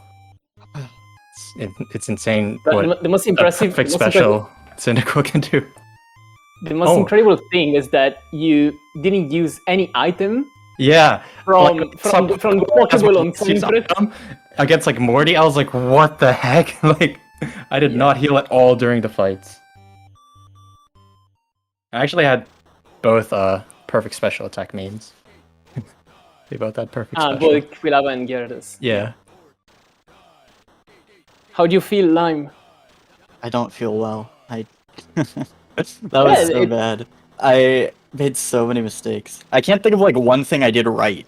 I guess Lance I did right. Everything else was so bad.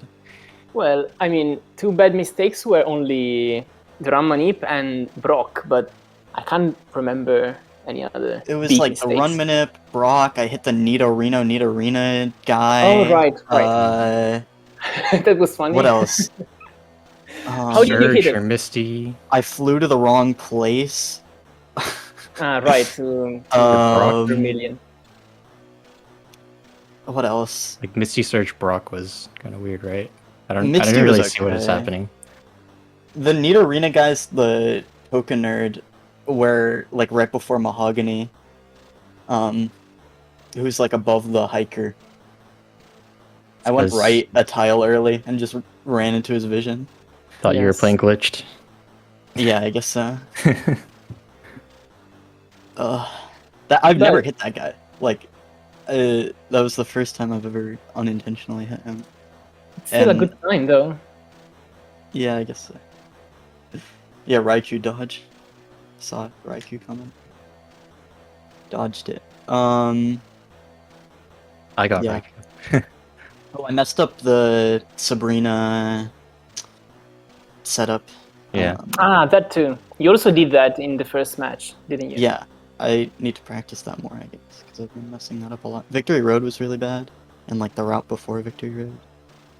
I don't know. I'm not happy with this run at all. But you know, I'll do better in losers bracket. Yeah, I'll come Yeah. back. I was choking really hard in like early Kanto. Like Yeah. I forgot that Sabrina's Espeon would be a range, and Yes. I misclicked on Misty when I only went to like +2, and I was like, oh my What gosh. happened? Yeah, You went to I +2 and was- then I played 18? should have just misclicked. I was so excited because after Misty, I was like, oh my god, I'm only like a minute behind. Yeah. And then he were got a first minute strike and 20 hands, and then I seconds. was like, okay. I also got first strike hands, and then Brock happened, and then I just Yeah. lost it all. It was really Yeah. punishing on Misty because like I was going to catch Flail and save like a lot of turns, but instead I had to like set up on Lapras. And with this attack, you have to go to 6 to guarantee everything. Yeah. Very To punishing. 6? Yeah, 6. Not even 5? Nope. Not even with My the ul- proteins? No. Wow, okay. Let me My go only look at hope that. was you missing the 15 and 16 on Executor. Yeah. I was think it just was a like 14 thinking to about the 16. entire time. As I you was like doing calcs like during like some off time in the run, like with like Pokemon Showdown with the proteins and stuff, like seeing where EVs matter. Yeah. Didn't match what I got. I thought it was gonna be a 15-16. It's a 14-16. Oh well. But I didn't miss it. Didn't go bad. My beginning was stupid though. I got so many Also- encounters. Yeah, also want to mention that Alw0 actually had a pretty good start. Yeah, he was Yeah, ahead of Alwa was mine. ahead of me. Like the whole Alw0 was paired with That Tucker. just- They were both in the Magikarp point, in Magikarp Yeah. Pond, hunting for Just Magikarp. sucks. I was And like, Alwa- wow, I'm really gonna get like third. And then Yeah, he accidentally hit the power button. I'm scared Yeah. of doing that. I'm scared of hitting the power button. The DS, like the DS D-pad, is so close. yeah, Yeah. you can just And like if you're, slip right off. if you're going ham on the D-pad, then like you know. It Pram did that on like record pace once. That was sad. Yeah.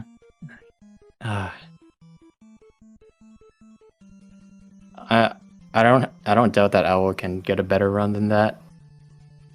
He's learned pretty fast how to play Yeah, this category. he's got That the was good. manip experience. So. Yeah. Oh, you got a 3DS? Yeah, my 3DS is pretty much dead because the L button doesn't work anymore. Can't use it. You should, like, unironically, just like practice turn frames. Like, Dude, my hands keep getting tired like a minute in. Like I know it's so bad, but like yeah, that happens to when me I switch too. fingers, it's like it gets even more tiring. Like it's Yeah. good when I use my thumb, but my thumb can only last. I for, got like, a minute. Magikarp just moving. Like, I wasn't even doing turn frames. I was like going up and I got it. Yeah, I'm consistently not happy with my turn framing. Yeah. I think this was like how long was this split? 5 minutes, so I lost like 3 minutes to just hunting for carp.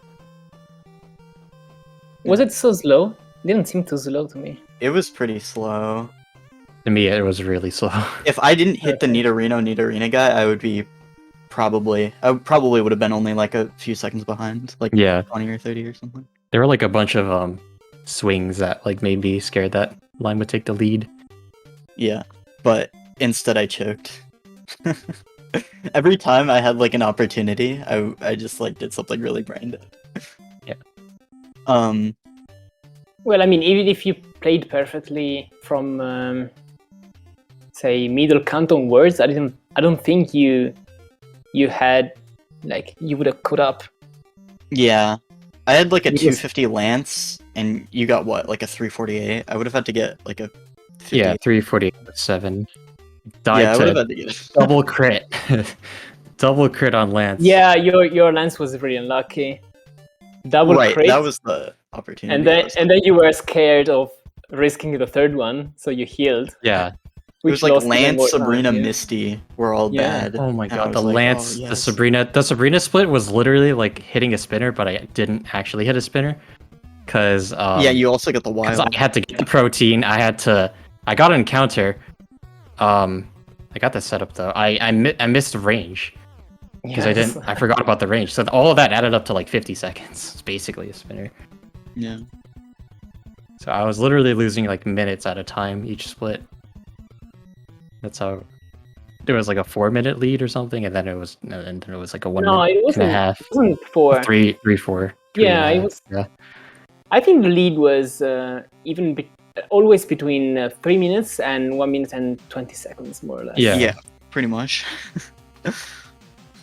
Actually, got 2 real golds in Brock and Red.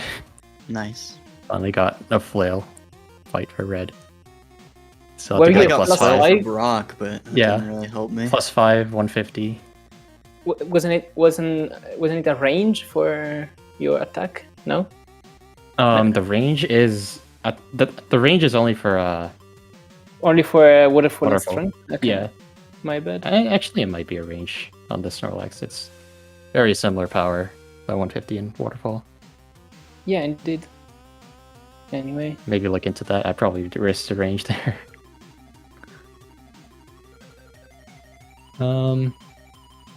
Yeah. What else?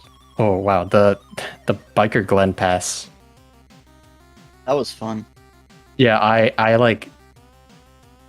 messed up the whole Yes. setup, so I went for the yes. backup. And then You made I it. was like biking into the wall. He like, while I was biking there, he did spin away. So I was like, oh my god, do I just go for this? I didn't end up going for it, and he would have hit me. He would have Yes. quick It spun was me. a very good call. Yeah. Yeah. If I had more awareness, then I could like react to his spin away while I'm going to the wall. But I did not. Yeah. 192, I definitely did not have that. I had Well, congrats on ranges. yeah. Yeah, that was like my only chance. The whole time I was like, really the only way I win is if you die to like some BS. Like even if I won this, I wouldn't feel like I deserved it. I would feel like I was like robbing you. Yeah, I feel like the game was robbing me too, but I Yeah. also like misplayed a lot on some of the fights.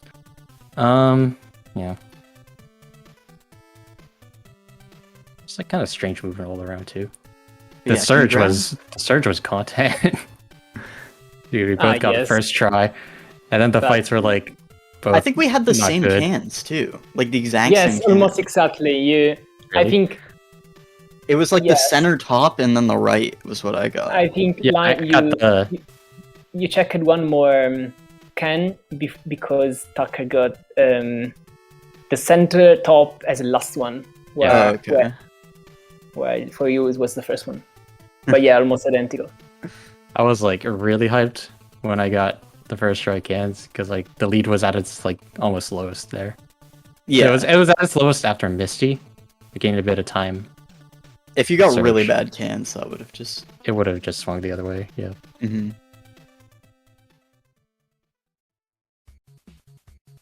Well, now I'm definitely never gonna forget that Kabutops is Aqua Jet.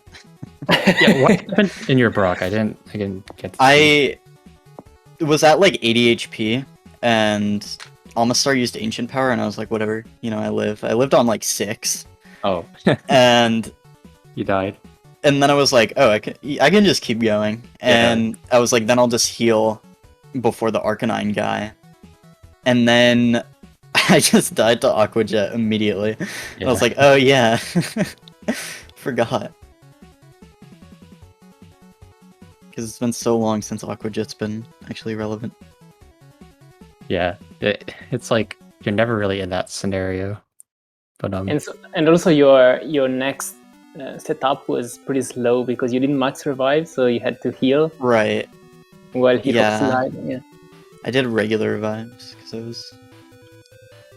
Yeah, the Brock fight is so weird because like you're picking between like setting up on Graveler or Omastar and Kabutops. Kabutops is definitely really bad. Graveler has Sandstorm. Omastar is the only one who doesn't have like Sandstorm or is not Kabutops. Yeah. And it also comes out first. So yeah, it's just like ancient power is what you have to deal with. Sometimes it's a mix. And you get screwed by Aqua Jet. Yeah. How much does Aqua Jet usually do? Not much, right? Like I wouldn't even know. I'd guess No like idea. 20? 20? 20.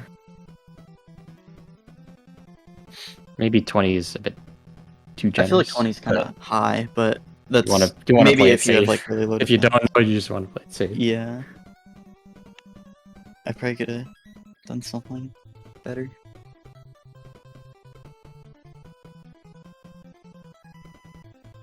Yeah, I mean, not even like, it's not even that like my Misty Surge, Sabrina were like the only bad gyms in Kanto. Like my Blaine, I was speed tied with Rapidash, and I didn't win the first one, and I used Bounce. Yes, it was still Oh, you fine though. bounced, yeah. Because Yeah. you lost the second one. Yeah, I Yeah, lost the second Bounce one, which is scores. good. I want to hit it on the turn it comes down. Erica sucked. I played it safely. Janine, I got confused and then hit self. But wait, on turn one. what did you do on Janine? Did you X attack? I did no, I didn't X attack because I had perfect special. I would just surf Wheezing. So yeah, I did. So what happened is that Sorry. Hopper was faster and was Yeah. in the okay. After I hit myself, I went X speed and full restore. Okay, yes. Because I saw, I didn't pay attention for at the start of the fight.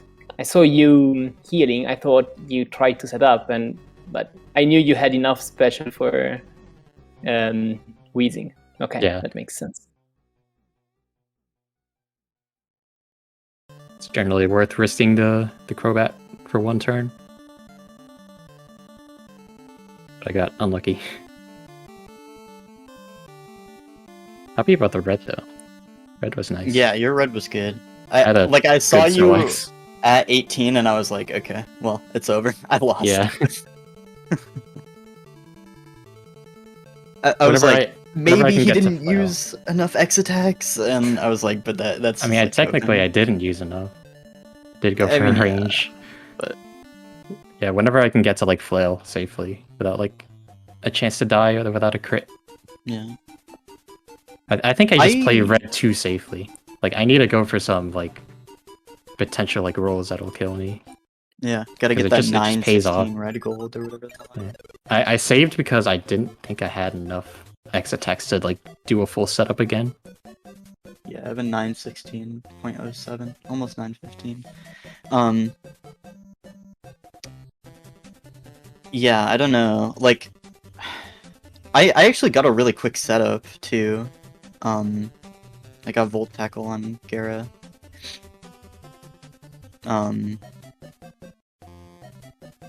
God, Snorlax is king anyway. Yeah, yours you got a Snorlax really good was Snorlax, though. insane. 231, 85, 127. What a god. Yeah. I get good defense when it matters most. Yeah, Worcester, I'm watching that right now. Pokeguy and Mendinator are like right Oh, on each other. Pokeguy lost the lead then. Yeah, Probably he's Pokeguy got still- lost in Bell Tower. I was Oh, watching. wow. I was watching, and like Pokeguy had like a 57 Whitney or something. I don't know. 56, yeah. And I was like, wow, Meninator's gonna run away with this. And then like Wait, 56 what? 56 Whitney.